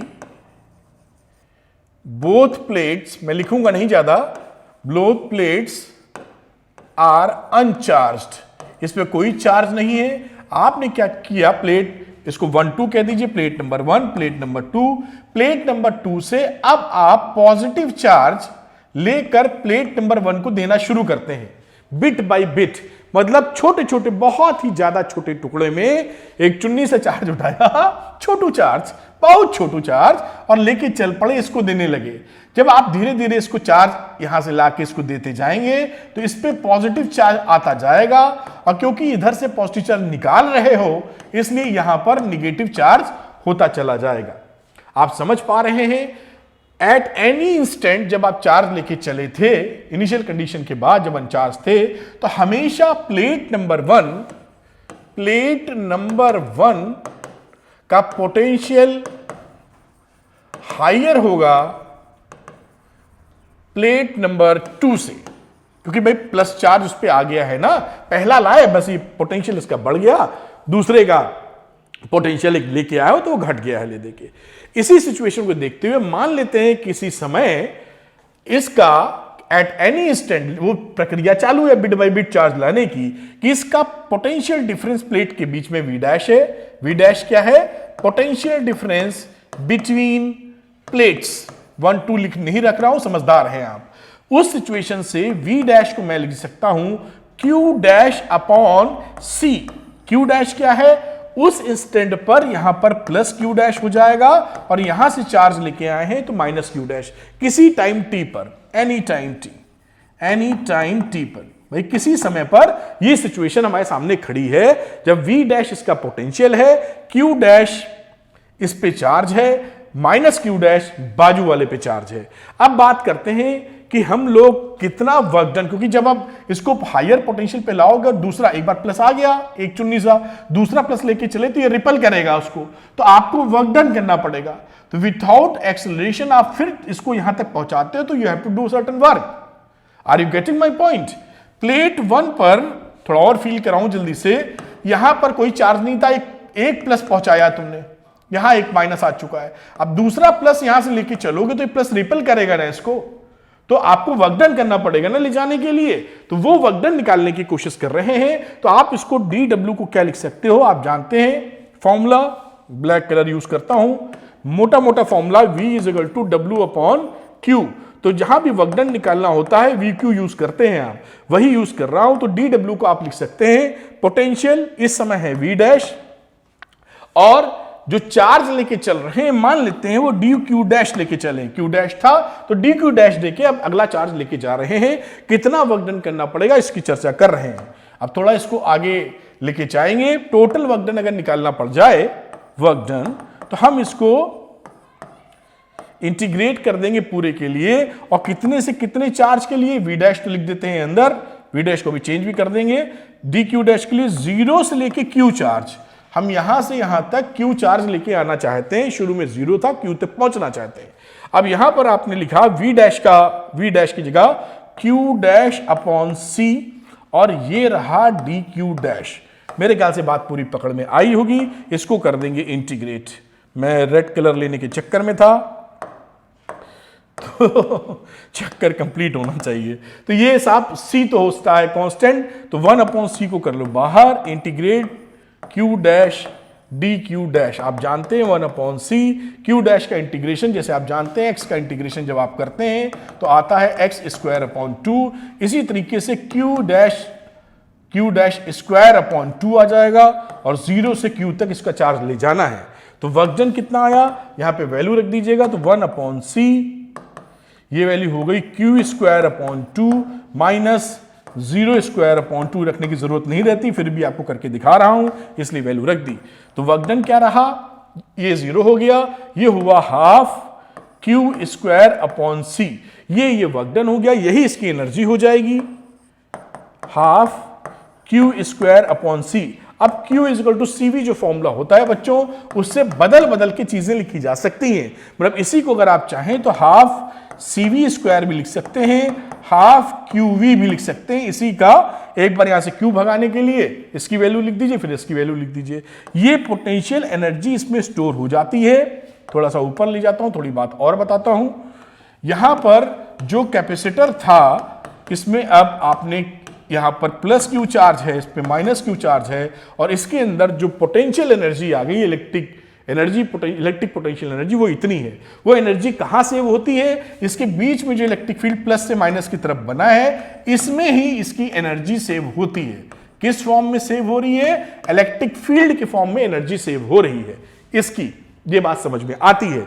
अब मैं क्या चीज बताना चाहता हूं, जो एनर्जी निकाली है इसको मैं थोड़ा सा और ऊपर ले जाता हूं, कुछ और बातें बताता हूं। देखिए, जिससे आपको केवल डेरिवेशन ही ना मिले, फंडा क्लियर हो जाए। देखिए, अगर आप किसी सीरीज कॉम्बिनेशन की बात करें, जैसे ये मान लीजिए कैपेसिटर आपने लगा रखा है और कैपेसिटेंस तो अलग ही लगाओगे, C1, C2 और C3, बहुत अच्छी बात है। अब Q तो सब में सेम रहता है और बाकी V1, V2, V3 अलग अलग हो सकते होंगे, ठीक है। अब आप जानते हैं कि सीरीज, अगर इसकी एनर्जी देखिए U1 है और इसकी U2 है तो U3, इस पूरे कॉम्बिनेशन की एनर्जी का क्या होगा?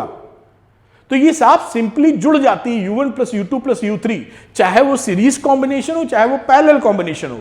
इसी बात को प्रूफ कर रहे हैं कि अगर अलग अलग एनर्जी है तो इस टोटल कॉन्फ़िगरेशन, टोटल अरेंजमेंट की एनर्जी क्या होगी? टोटल अरेंजमेंट की एनर्जी होगी U equal to U1 plus U2 plus U3।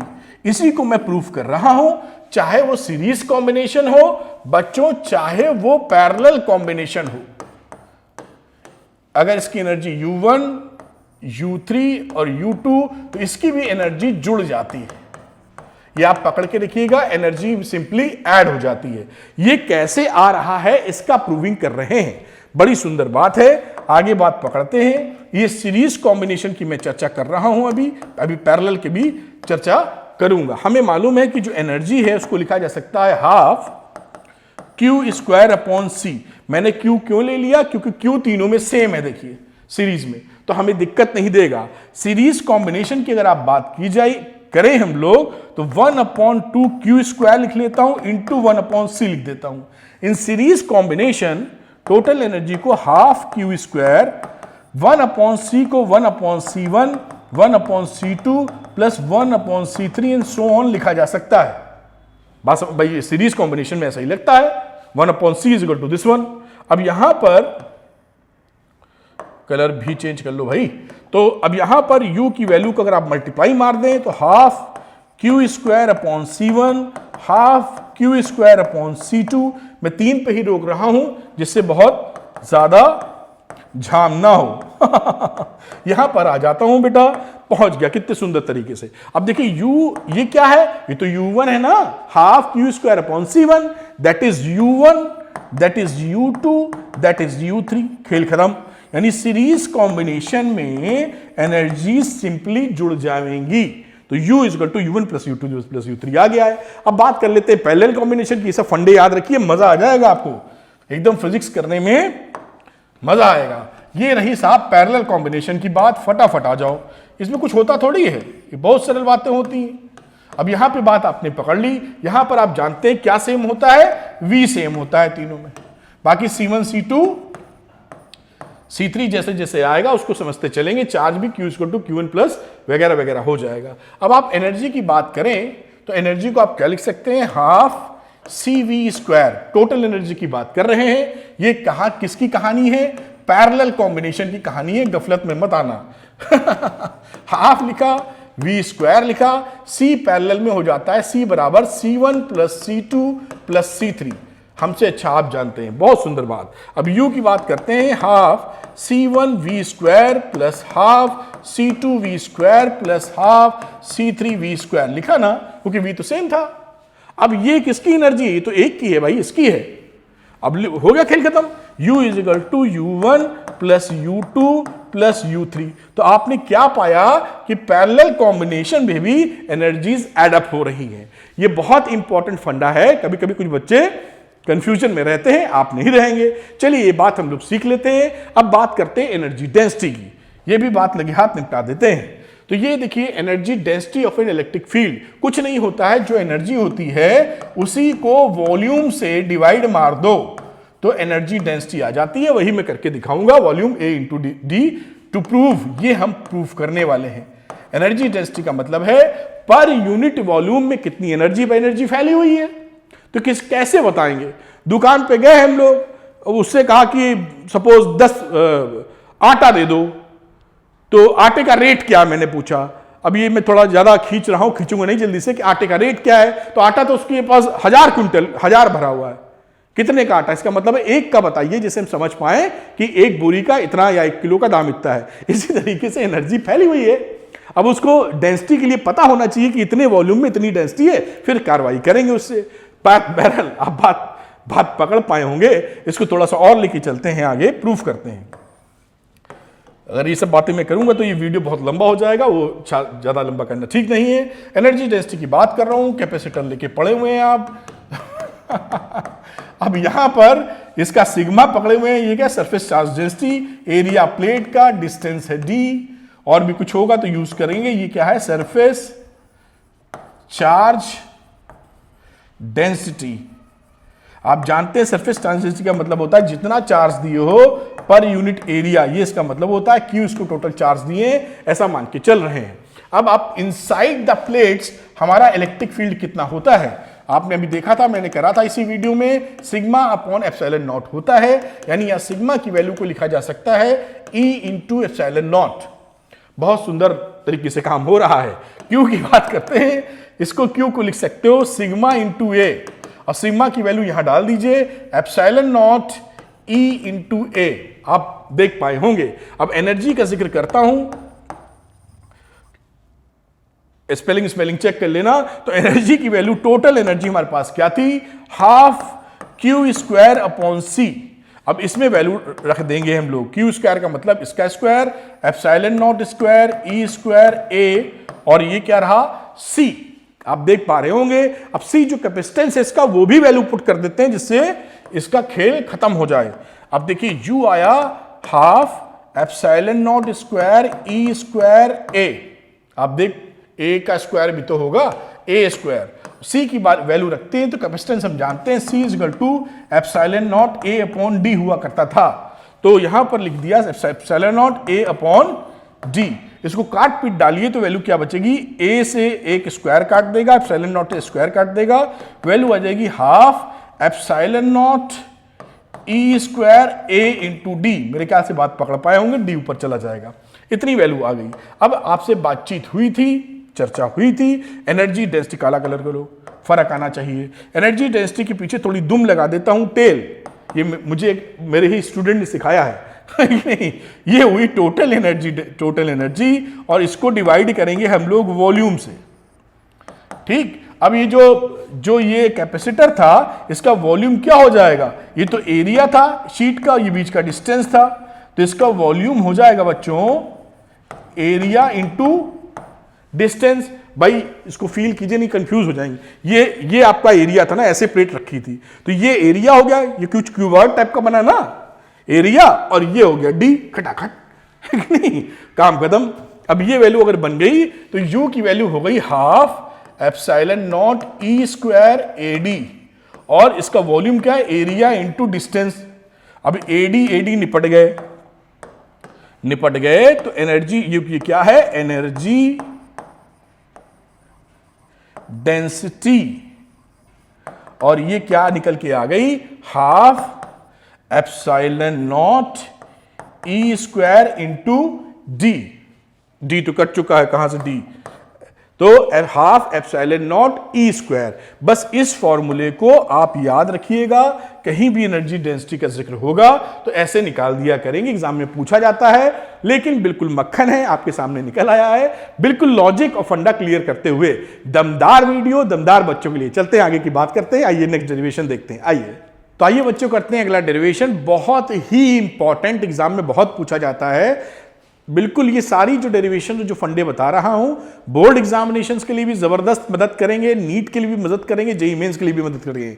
आइए मुद्दे की बात देखते हैं। लॉस ऑफ एनर्जी, ये सीरियल नंबर गड़बड़ा है, सही कर लीजिएगा। Loss of energy in redistribution of charges, ये हम प्रूफ करेंगे। इसी चर्चा में कई बढ़िया बातें देखेंगे। क्या होता है इसका मतलब यह है कि दो कंडक्टर थे, शुरू में अनचार्ज थे, या शुरू में आपने Q1 Q2 चार्ज दे रखा था, उसके बाद एक कंडक्टिंग वायर से आपने जोड़ दिया चार्जेस, क्योंकि पोटेंशियल अलग अलग, चार्जेस का डिस्ट्रीब्यूशन हुआ, उसकी वजह से चार्ज एक जगह से दूसरी जगह गए और उसमें एनर्जी लॉस हुई। और जो एनर्जी लॉस हुई वो लॉस ऑफ एनर्जी कितनी है, इतनी होती है, ये बताना है हमको। कुछ अंदाजा लगा? अब चर्चा शुरू करते हैं। कंडक्टर के पास पहले चार्ज था Q1 Q2। Before conducting the wire, conduct करने के बाद इसमें चार्ज का डिस्ट्रीब्यूशन, Q1 Q2 नहीं रहेंगे, बदल जाएंगे, क्योंकि दोनों का चार्ज पोटेंशियल डिफरेंस की वजह से चलते हैं ना एक दूसरी जगह, तो इस वजह से चेंजेस हो जाएंगे। एनर्जी फ्लो, चार्जेस फ्लो होंगे, एनर्जी फ्लो होगी, एनर्जी लॉस हो जाएगी। उसमें कितना लॉस होगा इतना प्रूफ करना है। चलिए छोटी छोटी बातें समझते हैं और देखिए कितने सुंदर तरीके से हम काम कर पाएंगे। पहली बात जो इसमें समझनी है, दो हमारे पास दो चार्ज कंडक्टर्स हैं, ये कंडक्टर्स हैं, इसको ले लीजिए आप। इस पे चार्ज इस समय है Q1, इसका कैपेसिटेंस है C1, इसका पोटेंशियल डिफरेंस है V1, पोटेंशियल मतलब। इसी तरह इसकी कहानी Q2, C2, V2, आप समझ पाए होंगे। इसको निशान लगा दूं ऐसे, नहीं आपको पता ही नहीं चलेगा कि चार्ज है कि नहीं है, ऐसे ऐसे दिखा देते हैं। ठीक, अब आप यहां पर देखिए दोनों के पोटेंशियल अलग अलग हैं, इस वजह से अब दूसरे कहानी में मैं क्या करूंगा, इनको एक कंडक्टिंग वायर से जोड़ दूंगा। अब इसको एक तार से, कंडक्टिंग वायर से हमने जोड़ दिया। अब जब जोड़ दिया तो अब क्या हुआ, अब इसका जो, क्योंकि पोटेंशियल अलग अलग था तो चार्ज एक जगह से दूसरी जगह गए। अब नई सिचुएशन के हिसाब से इसका फाइनल चार्ज बना Q1 डैश, जाएंगे सेटल हो जाएंगे, और Q2 डैश साथ में, क्योंकि अब ये तार से कनेक्टेड है इसलिए इनका पोटेंशियल हो जाएगा सेम, V और V, common potential is V, common potential is V, इसका भी V, इसका भी V। और कैपेसिटेंस में तो कोई प्रभाव पड़ेगा नहीं, क्योंकि कैपेसिटेंस होता है कांस्टेंट। ये कहानी है इसकी समझने के लिए। अब हम ये समझने की कोशिश करेंगे कि V कितना होता है या डिस्ट्रीब्यूशन चार्ज का कैसे होता है। तो पहली वाली कहानी में Q1 की जो वैल्यू होती है वो होती है C1 V1, इसी तरह Q2 की वैल्यू हो जाएगी C2 V2। ये बात आप समझ पाए होंगे। अब अगर हम बात करें कॉमन पोटेंशियल की, ये जो V है, तो common potential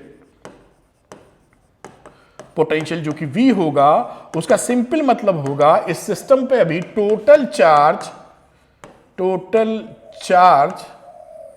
upon total capacitance. बात समझ में आई होगी। ये Q is equal to CV पढ़ते थे ना, V is equal to Q upon V की चर्चा, Q upon V upon C की चर्चा कर रहे हैं। अब यहां पर कॉमन पोटेंशियल है V, टोटल चार्ज, ये तो फॉर्मूले के तौर पे लिखा था समझाने के लिए, इसको मत समझना। टोटल चार्ज कितना था आपका, था Q1 प्लस Q2, यही तो चार्ज कंजर्वेशन है। Q1 dash plus Q2 dash जोड़ोगे तो भी वो Q1 प्लस Q2 के बराबर ही आएगा, चार्ज गायब थोड़ी हो जाएगा। तो यहां पर चार्ज था Q1 plus Q2, total charge, ठीक है। टोटल तार लगा दिए तो टोटल कैपेसिटेंस क्या हो गया, C1 प्लस C2। तो एक तो आपको ये ध्यान रखना है, और इसमें थोड़ा कानून भी लगा दिया जाता है, लगा देंगे हम भी, जिसे आप सीख पाओ। Q1 को लिख सकते हो C1 V1 plus C2 V2 upon C1 plus C2। इन फॉर्मूलों को एकदम याद रखो, बहुत पूछे जाते हैं हर प्लेटफॉर्म पर। हर प्लेटफॉर्म मतलब CBSE board exam, NEET, JEE mains, है बहुत सरल। देखिए कितना इसमें कोई दमी नहीं है, कितने मक्खन की तरह समझ में आता है। तो ये पकड़ के रखना कि तार जब कनेक्ट कर दिया गया है तो कॉमन, ये क्या है, कॉमन पोटेंशियल, क्योंकि जब तार कनेक्टेड है तो पोटेंशियल सेम होना पड़ेगा, तो मैंने तब तक चार्ज फ्लो करते रहेंगे जब तक सेम ना हो। ठीक है, बात पकड़ में आई। इस बात को पकड़ के रखना होगा, दोनों बातों को। बड़ी सुंदर बात है। अगली बात के लिए इसको थोड़ा सा खिसकाने की जरूरत पड़ रही है, भर गया ये। तो यहां पर आ जाते हैं, अब चर्चा करते हैं कि चार्ज Q1 Q डैश, यानी कि जो फोटो तो ऊपर निकल गई, यानी Q1 dash Q2 dash charge अदला बदली के बाद सेटल कितने पे हुए तार लगाने के बाद। तो पहली बात जो हम लोग करते हैं वो Q1 डैश की करते हैं, C1 और कॉमन पोटेंशियल।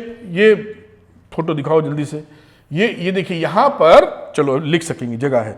तो ये देखिए Q1 डैश थी ना, C1 था और कॉमन पोटेंशियल। तो इस समय रिलेशनशिप स्टैब्लिश करेंगे, यही कर देते हैं। तो Q1 डैश की वैल्यू आप लिख सकते हो C1 into V, common potential. यहां लिख दो Q2 डैश की वैल्यू लिख दो C2 इंटू V।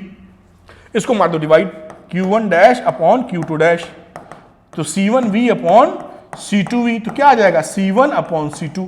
ये एक फॉर्मूला बन गया। ये सवाल आते रहते हैं बोर्ड एग्जाम में टहलते टहलते, यानी Q1 dash upon Q2 dash C1 C2 के रेशियो में डिवाइड होंगे, है ना। अब मजा तो तब आता, इसमें न्यूमेरिकल भी डाल देता मैं खूब सारे, तो ये 4-5 घंटे का वीडियो बन जाता। खैर कभी कभी बाद में करेंगे, टुकड़े में बना दिया है मैंने आपके लिए, वन शॉट वीडियो, एक तरफ भयंकर मजा आ जाएगा। इंपॉर्टेंट क्वेश्चन किस तरह से, तवाई, बाहुबली, तीसरा ये आ गया और डेरिवेशन, कुछ बचा ही नहीं यार। और कहीं तुमने जो इंपॉर्टेंट क्वेश्चन की जो मैंने बनाए हैं चैप्टर वाइज वो ले लिया, और सैंपल पेपर तो छक्का नहीं अट्ठा मार दोगे तुम। कह रहे नहीं, वापस आते हैं जल्दी से, बकवास ज्यादा नहीं, हम लोग प्योर पढ़ाई कर रहे हैं। तो ये बात समझ में आई, Q1 dash upon Q2 dash, C1 upon C2, बात पकड़ में आ गई ना, बहुत सुंदर बात। ये दोनों ही फॉर्मूले वेरी इंपॉर्टेंट, किस कलर से लिखूं, ब्लैक कलर से लिखूं, वेरी इंपॉर्टेंट, ये बड़ा इंपॉर्टेंट, ये बड़ा इंपॉर्टेंट, तीसरा ये बड़ा इंपॉर्टेंट, इसको पकड़ना जरूरी है। अब चर्चा करेंगे लॉस ऑफ एनर्जी का, आ जाओ भाई मैदान में। ठीक, ये बात आप सीख गए, इसकी जहां जरूरत पड़ेगी हम लोग चर्चा करेंगे। अब कहानी जो थी ऊपर से ही चल रही है, ये दो गोले हैं, ऑलरेडी आपने कनेक्ट किया हुआ है, और सारी कहानी वही है। C1 C2 इसका कैपेसिटेंस है, चार्ज वार्ज है इसके ऊपर, ये वही चल रही कहानी। तो तार से कनेक्ट कर चुके हो तो इसका कॉमन पोटेंशियल V आ चुका है, लाल कलर, कॉमन पोटेंशियल V आ चुका, जो कुछ और होगा वो भी समझा जाएगा।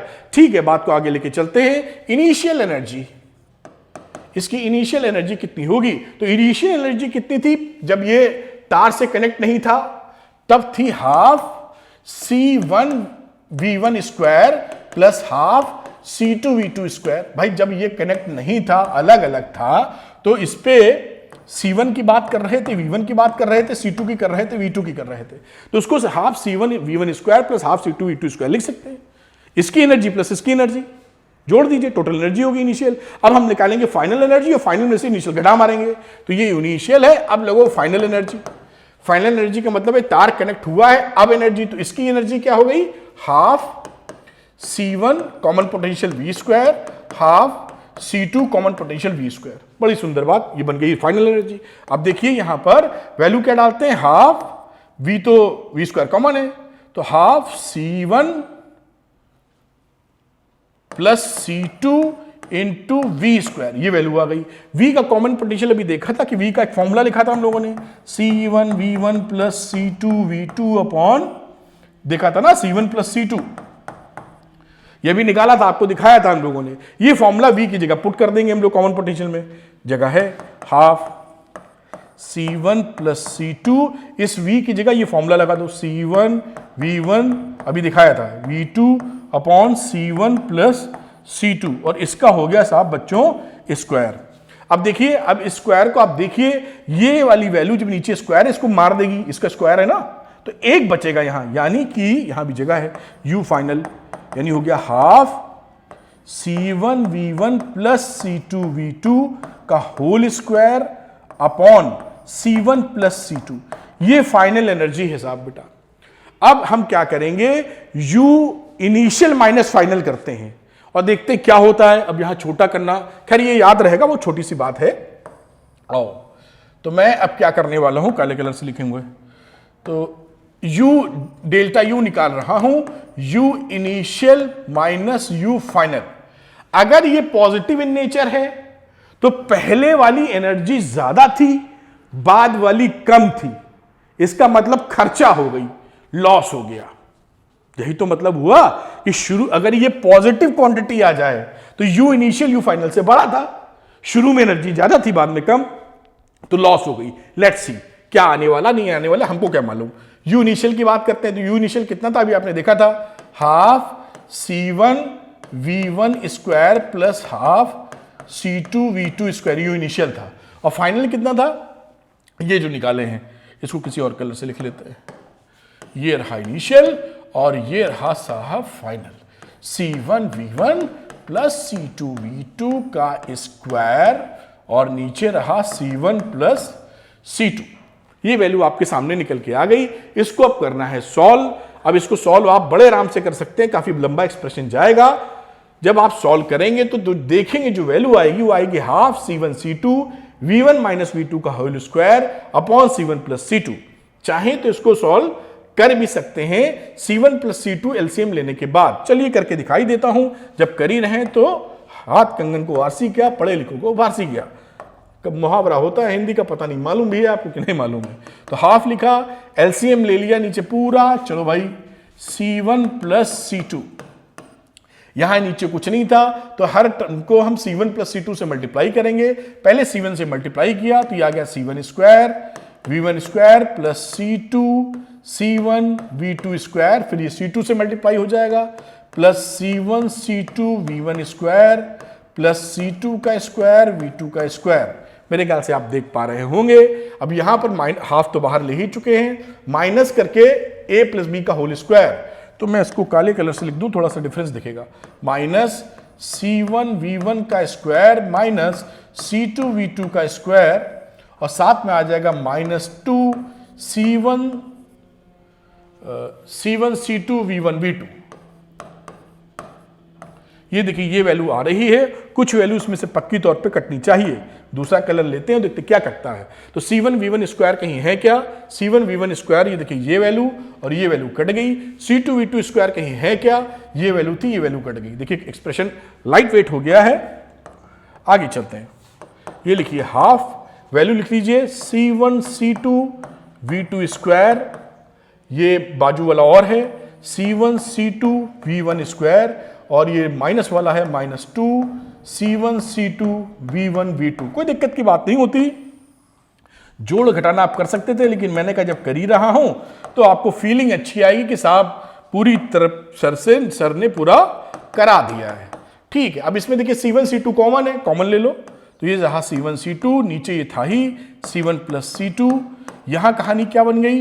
ये बन गया देखिए V2 स्क्वायर, ये बन गया V1 square minus 2 V1 V2। आप देख पा रहे होंगे बहुत सरल रहता, कुछ है थोड़ी, क्या दबा दिया ये आ जाओ चिल्चा यू की बात करो, half C1 C2 upon C1 plus C2, और ये जानी रहे V1 माइनस V2 का होल स्क्वायर है। यही आपका लॉस ऑफ एनर्जी है। लॉस क्यों कह पाए? जैसे मैंने 10 बार बोला, एक बार और बोलूंगा, ये क्वांटिटी ग्रेटर देन जीरो है ना, बड़ी है जीरो से, क्योंकि यहां कुछ निगेटिव है नहीं, ये स्क्वायर है, निगेटिव होगा नहीं, ज्यादा ज्यादा जीरो होगा, तो ये हमेशा बड़ी होगी। अब बड़ी होने का मतलब क्या? ये घटाया क्या था हम लोगों ने u initial minus u final किया था, तो पहले ज्यादा एनर्जी थी, अब कम एनर्जी है, यानी हमारी एनर्जी का लॉस हो चुका है। कितना लॉस हुआ है? इस फॉर्मूले को भी घोंट लेना। एग्जामिनेशन में कभी कभी डायरेक्ट क्वेश्चन आते हैं लॉस ऑफ एनर्जी बताओ, वरना डेरिवेशन आएगा तो बड़े प्यार से मैंने बताया है, कंफ्यूजन चाहोगे भी तो नहीं होगा। चलिए अगला डेरिवेशन करते हैं फटाफट, आओ बेटा। तो बच्चों अगला डेरिवेशन करते हैं, बहुत ही मस्त, बहुत ही आसान और बहुत इंपॉर्टेंट, एग्जामिनेशन में पूछा जाता है। Capacitance of A parallel bit capacitor with A dielectric constant. तो डाइलेक्ट्रिक कांस्टेंट जब आप डालते हैं तो कैपेसिटेंस कितना हो जाता है, ये वैल्यू देखिए लिखी हुई है, और ये जो कैपेसिटेंस है वो पार्शियली फिल्ड है, पूरा नहीं भरा हुआ है। ठीक, मतलब ये लेटा हुआ है, मैं खड़ा बनाता हूं, देखिए यहां पर क्या होता है कि ये इस तरह से डाइलेक्ट्रिक भरा हुआ है। अगर आप पूरा भर देते हैं, आपको थोड़ा समझाने के लिए ऐसे भर दिया डाइलेक्ट्रिक, तो आप कहते ही थे बड़े आराम से कि C की वैल्यू हो जाती है epsilon not K A upon D। अगर पहले थी C की वैल्यू थी epsilon naught A upon D, अगर ये पूरा भर देते हैं K कांस्टेंट का ना, तो ये वैल्यू आ जाएगी। और अगर यहां पे बात की जाए पार्शियली फील्ड की, इसकी T विड्थ है, तो ये फॉर्मूला वैलिड होता है। तो हम लोग इस फॉर्मूले की बात करेंगे कि जो डाइलेक्ट्रिक है वो पूरा नहीं भरा है, ये उससे कम भरा है। और पहले ये बात करेंगे, फिर ये भी देख लेंगे कि भाई एक की जगह 4 डाइलेक्ट्रिक भरे हो तो क्या होगा। बहुत आसान होता है, चलिए मैं आपको दिखाता हूं और सिखाता हूं, बहुत ही आसान। इस फॉर्मूले को याद कर लीजिएगा, आता बहुत है।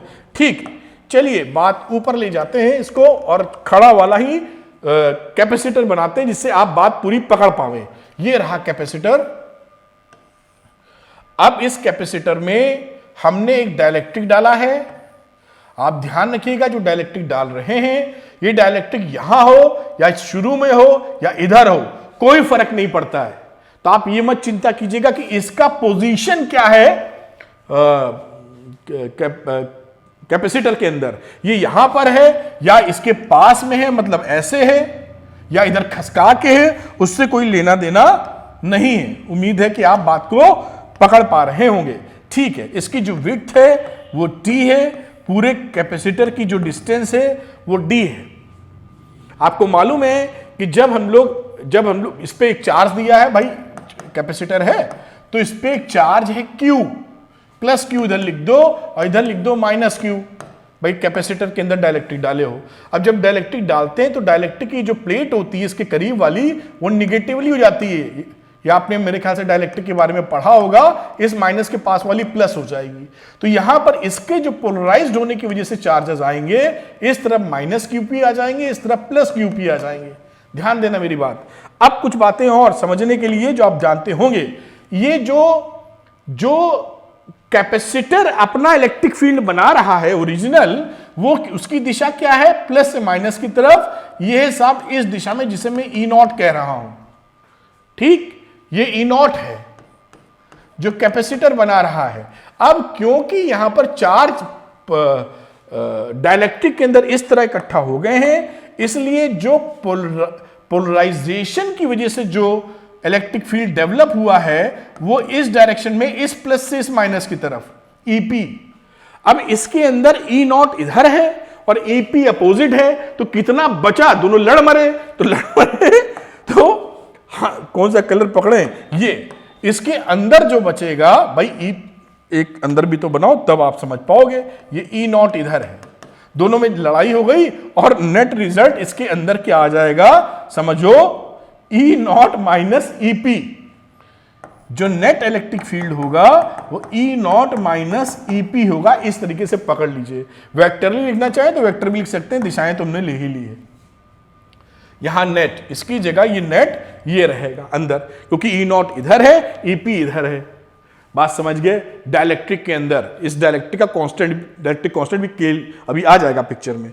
चलिए साहब आगे की चर्चा करते हैं। मेरे ख्याल से मोटी मोटी बात आप समझ गए हैं। अगर मैं ईपी की बात करूं, जो पोलराइजेशन की वजह से इलेक्ट्रिक फील्ड बना है, तो sigma upon epsilon not formula होता है, तो sigma P upon epsilon not ये फिगर हो गई भाई, फॉर्मूला होता ही होता है। जहां पर आप बात अगर करें तो आप क्या लिख सकते हैं, सिग्मा पी की वैल्यू लिखने की बात आए तो उसको क्यू अपॉन ए दे देंगे।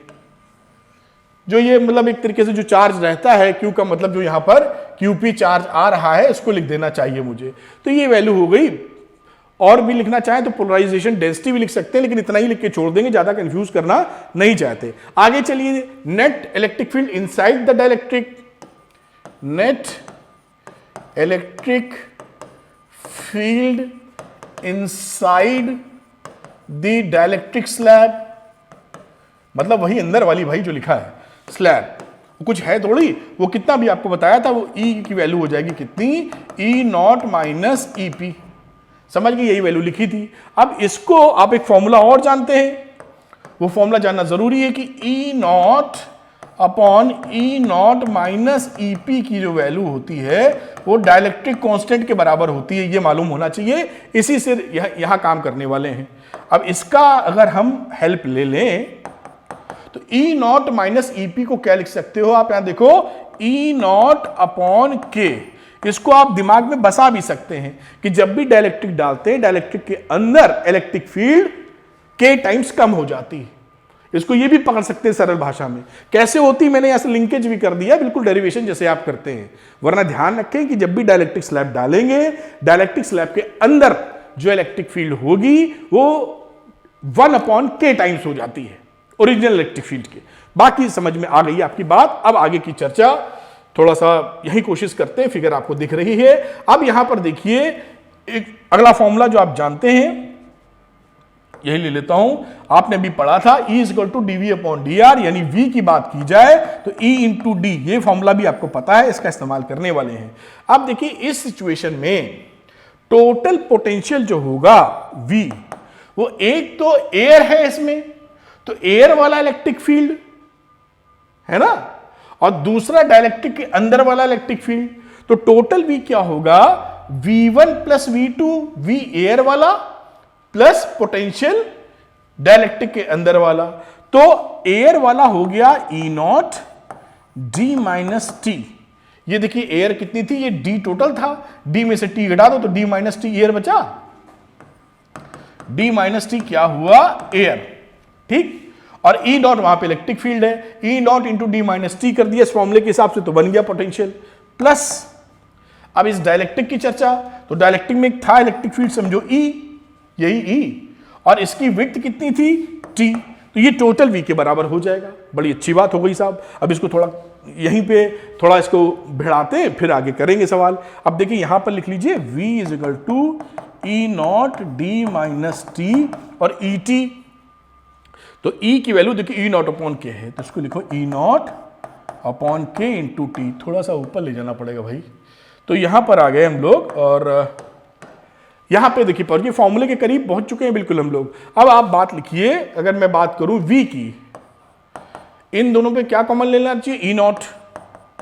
अंदर वैल्यू क्या बची? D माइनस, ये प्लस नहीं है, ये कुछ झटके में लिख गया लग रहा है। अच्छा टी है, सॉरी ये टी है साहब इसके साथ। तो ये ई नॉट ले लिया कॉमन, तो यहां वैल्यू क्या बची आपके? D minus T plus T by K. ये ऐसे वैल्यू आ गई। ले देखिए अब ई नॉट का जो आपने इलेक्ट्रिक फील्ड पकड़ी थी, देखिए ई नॉट जो इलेक्ट्रिक फील्ड थी वो थी सिग्मा अपॉन एप्सिलॉन नॉट, और सिग्मा क्या था? Q अपॉन ए। तो Q upon A into epsilon not, ये इलेक्ट्रिक फील्ड हो गई। अब इसी की value Q upon A epsilon not, ये वैल्यू यहां इलेक्ट्रिक फील्ड की जगह रख दो। तो V कितना हो गया? Q upon A epsilon not D minus T plus T by के। कुछ भी नहीं है, बहुत सरल है। ये देखिए V निकाल लिया आपने। अब वो कैपेसिटर वाला लगा दीजिए फॉर्मूला, वो होता है C is equal to Q by V। अब आप रख दीजिए Q और V निकाले वो पोटेंशियल इतना, तो ये वैल्यू हो गई Q upon A epsilon not D minus T plus T by के। और ये देखिए Q नॉट कैंसिल हो गया, ये चला जाएगा ऊपर, तो ये हो गया epsilon not into A D minus T plus T by K. ये फॉर्मूला आ गया। मैं फिर से एक बार लिख देता हूं, उसको याद रखिएगा बेटा, बहुत ही कीमती फॉर्मूला है। Epsilon naught A D minus T plus T by K, ये आपको दिखाई पड़ रहा होगा। और ये आप इसको पकड़ के जरूर समझे रहिए। बात समझ में आई होगी आपको मेरे ख्याल से। तो ये एक कैपेसिटर है, इसमें बीच में कोई डाइलेक्ट्रिक भरा हुआ है जिसकी विड्थ T है, डाइलेक्ट्रिक कांस्टेंट K है। तो इस पूरे सेटअप का जो कैपेसिटेंस है वो इस हालात में आ जाएगा। अब बात करते हैं साहब, जो मैं चर्चा और लेके जाना चाह रहा था कि काहे यहीं छोड़ी जाए बात। मान लीजिए कंपाउंड डाइलेक्ट्रिक है, एक नहीं कई है। कंपाउंड डाइलेक्ट्रिक, और वो भी क्या है? मैं सीरीज कॉम्बिनेशन की समय बात कर रहा हूं, काले कलर से लिखना चाहिए, आप फर्क कर पाए। ये अभी मैं सीरीज पे पैरेलल की बात करूंगा, सीरीज कॉम्बिनेशन की बात कर रहे हैं बेटा। तो इसका मतलब क्या है? इसका मतलब है, चलिए इसी से बनाएं। ये मान लीजिए एक कैपेसिटर है, इस कैपेसिटर में ऐसे आपने डाइलेक्ट्रिक डाले सीरीज का मतलब, ये देखिए कई सारे ऐसे डाले होंगे। लास्ट वाले को बना दें ऐसे। तो ये इसका जो K1 K2 है, इसको ले लीजिए K1 और इसकी विड्थ जो है वो T1। इसी तरीके से इसका K2 और T2, इसी तरीके से इसकी K3 और T3 इसकी चौड़ाई है, और लास्ट वाले का Kn और चौड़ाई इसकी Tn। टोटल चौड़ाई कितनी D, वो हमेशा लिखते ही है, तो वो मेरे ख्याल से आप कंफ्यूज नहीं होंगे, एरिया ए वगैरह वगैरह। इस सिचुएशन में ये हमारा है कंपाउंडिंग डाइलेक्ट्रिक। एक नहीं कई डाले हम लोगों ने, डालते चले गए और उसको भर डाले। ये स्पेस नहीं है कि पूरा मान लीजिए भर डाला हमने। तो अब ये सिचुएशन में क्या हो जाएगा? With and electric, normally formula हमारे पास क्या था अभी जो निकाला था? Epsilon naught A D minus T plus T by K. ये फॉर्मूला भी पढ़ा है। With and dielectric, with and dielectric slab, and dielectric slab डाला हुआ है, तो ये वैल्यू बन जाएगी C is equal to epsilon naught A upon D minus T1 plus T2, और कहां तक गई कहानी? Tn तक। और आगे की बात करें अगर हम लोग यहां की, तो ये हो जाएगा T1 upon K1, T2 upon K2, और 1 2 3, और ये रहा Tn अपॉन Kn। मेरे ख्याल से बात पकड़ पाए होंगे। ये इसका फॉर्मूला बन गया। अब अगर ऐसा हो जाए कि हमारा D यानी पूरा भर मारे हैं हम लोग डाइलेक्ट्रिक से, T2 और Tn तक, कि जितने डाइलेक्ट्रिक हैं A1 2 3 4 डाल के पूरा चाप दिए, भर दिए तो D की value T1 plus T2 plus T3 ऐसे हो जाएगी। अब ऐसे हो जाने पर जब यहां ये जो वैल्यू है ये देखिए इसके d के बराबर है तो ये d 0 हो जाएगा और ये फॉर्मूला क्या बन जाएगा, C is equal to epsilon naught a upon, ये खत्म हो गया, यही बचा है T1 upon K1, T2 upon K2, इसी तरीके से T3 अपॉन K3 और लास्ट में रहा Tn अपॉन Kn। ब्रैकेट डालना हो डाल दो, थोड़ा अच्छा लगने लगता है, इतनी सी बात है, समझ में भी आता है। ये फॉर्मूला आपका देखिए निकल आया। ये किसके लिए है, जब हमारे ये सीरीज में थे, एक के बाद एक के बाद एक इस तरीके से। तो इस फॉर्मूले को भी इस्तेमाल कीजिए, बोर्ड में भी जबरदस्त मजा लीजिए, नीट में भी मजा लीजिए और जेईई मेंस में भी मजा लीजिए। आइए साहब अगली घटना का जिक्र करेंगे जो पैरेलल डायलेक्ट्रिक की बात करें, कंपाउंड डायलेक्ट्रिक विद पैरेलल। कर ही रहे हो, कर डालो। तो ये रहा साहब आप कंपाउंड डायलेक्ट्रिक, पिछले वाला सीरीज था, अब ये हम बात कर रहे हैं पैरेलल की। पैरेलल का मतलब क्या रहा, पैरेलल का मतलब रहा ये अगर कैपेसिटर है तो इस तरह से डायलेक्ट्रिक डाले हो, देख पा रहे होगे, ऐसे डालते चले गए और यहां जाके आपने निपटाया इसको, मतलब भर डाला पूरा। ठीक है, अब इस सिचुएशन में कुछ इसके पैरामीटर्स लिख लिए जाएं। ये मान लीजिए K1 है, ये K2 है, ये K3 है, ये K1 है। इसका एरिया कितना है, तो एरिया A1 है, इसका एरिया A2 है, इसका एरिया A3 है, इसका एरिया AN है और बाकी आप जान ही रहे हैं ये पूरी जो डिस्टेंस है वो D है, सबका D चल ही रहा है। ये सिचुएशन हमारी खड़ी होती है पैरेलल डायलेक्ट्रिक के अंदर। अब जानते हैं ये जो डायग्राम है वो कैसा है, दिस इज द इक्विवेलेंट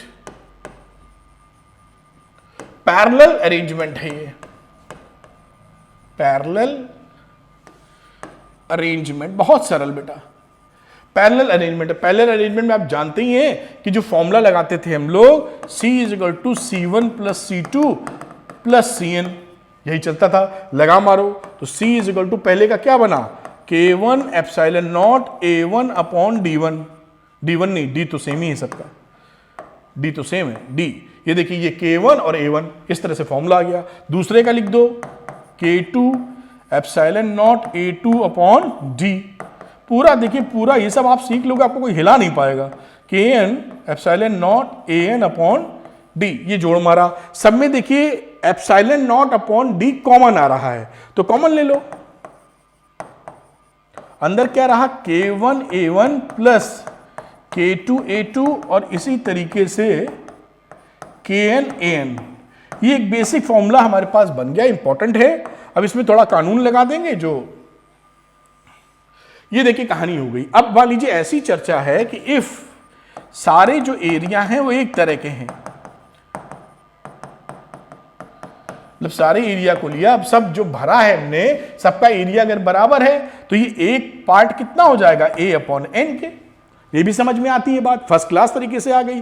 अब इसी में रिप्लेस कर दो, यहां K1 A1 लिखा है तो आप A1 की जगह A अपॉन N रख दोगे तो क्या वैल्यू बन जाएगी, C की वैल्यू हो जाएगी, लिख के दिखाता हूं, एप्सिलॉन नॉट D और यहां लिखोगे K1, A1 की जगह लिखोगे A अपॉन N, फिर लिखोगे K2 A अपॉन N और इस तरीके से आप लिखोगे Kn A अपॉन N और ये वैल्यू देखिए आ गई C। अब इसमें से A अपॉन N ले लो कॉमन, तो epsilon not D A upon N और ये वैल्यू हो गई K1 प्लस K2 और साहब ये रहा Kn। देखिए इसमें क्या है, मजा आ जाएगा आपको। ये किसकी कॉम्बिनेशन की बात थी, ध्यान रखना, दिस इज पैरेलल कॉम्बिनेशन। आप सेंचुरी ना मारो एग्जाम में तो बताना, आप हो गया खेल खत्म, कल्याण हो गया आपका। इस तरीके से आप ये कर सकते हैं। एक छोटा सा और डेरिवेशन है, उसको भी करेंगे, बिल्कुल धुआंधार अट्ठा। आइए तो बच्चों करते हैं अगला डेरिवेशन, बहुत ही इंपॉर्टेंट, पूरा फंडा क्लियर आपका। ये देखिए क्या है यहां पर, capacitance of A parallel plate capacitor with a conducting slab. देखिए पहले जो चर्चा कर रहे थे उसमें हम लोगों ने डाइलेक्ट्रिक डाला था, इंसुलेटिंग मटेरियल रहता है डाइलेक्ट्रिक के। अब हमने क्या किया, इसमें कंडक्टिंग लोहे का टुकड़ा डाल दिया, समझ लीजिए कंडक्टर डाल दिया, एल्युमिनियम का टुकड़ा डाल दिया, कंडक्टर। जब आप कंडक्टर डालोगे तो क्या होगा, तो कैपेसिटेंस घटेगा बढ़ेगा, क्या होगा, वो इस तरीके से ये नया वाला कैपेसिटेंस आता है, इसी को प्रूफ करेंगे हम लोग।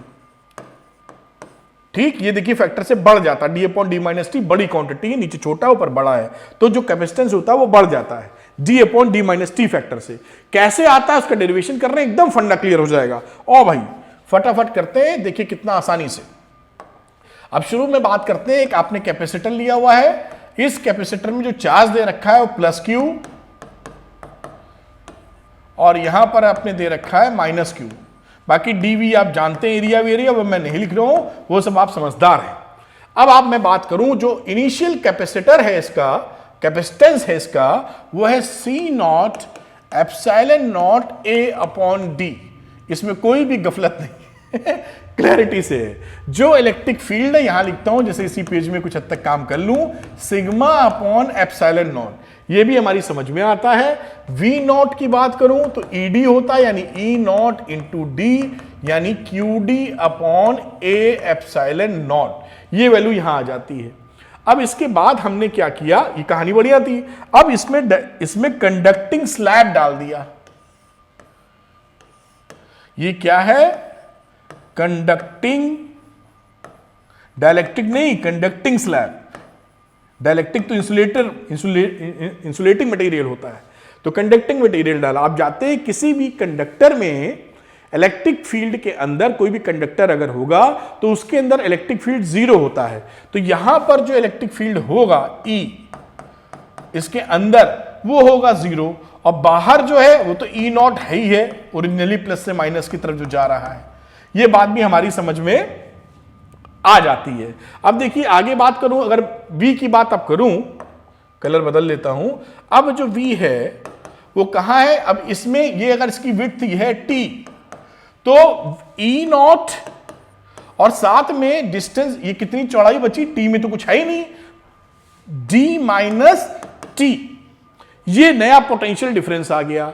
अब अगर E0 की वैल्यू रखें, E0 की वैल्यू हम लोगों ने σ/ε0 लिखी थी, तो इसको अगर आप चार्ज में चेंज करो तो सिग्मा को लिख सकते हो Q/A/ε0 D-T। बढ़िया। अब हमारा जो कैपेसिटेंस है C, वो क्या होगा, Q/V। तो Q लिखिए यहां पर, और V की जगह ये जो वैल्यू निकाले हो Q/A/ε0 D-T। मेरे ख्याल से बात पकड़ में आ रही होगी। अब जो काटा पीटी कर, Q से Q कट गया, A/ε0 D-T, ये एक्सप्रेशन देखिए आपका आया।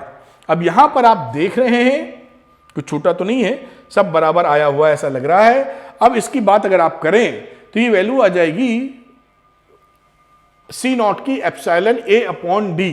तो यहां पर अगर मैं A/ε0 की वैल्यू रखूं तो C0 × D रख सकता हूं।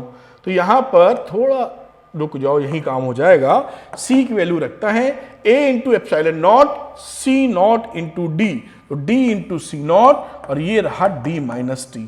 बस ये आपका काम बन चुका है। ये अब इसमें कुछ लिखने को है नहीं, यही फॉर्मूला है। अब आप समझ रहे हैं ये C0 क्या था, C0 था शुरू वाला कैपेसिटर, ऐसे बड़ा लिख देता हूं। तो जब भी आप कंडक्टिंग स्लैब डालते हैं, T चौड़ाई का हमारा कैपेसिटेंस इंक्रीज कर जाता है बाय द फैक्टर D/D-T से।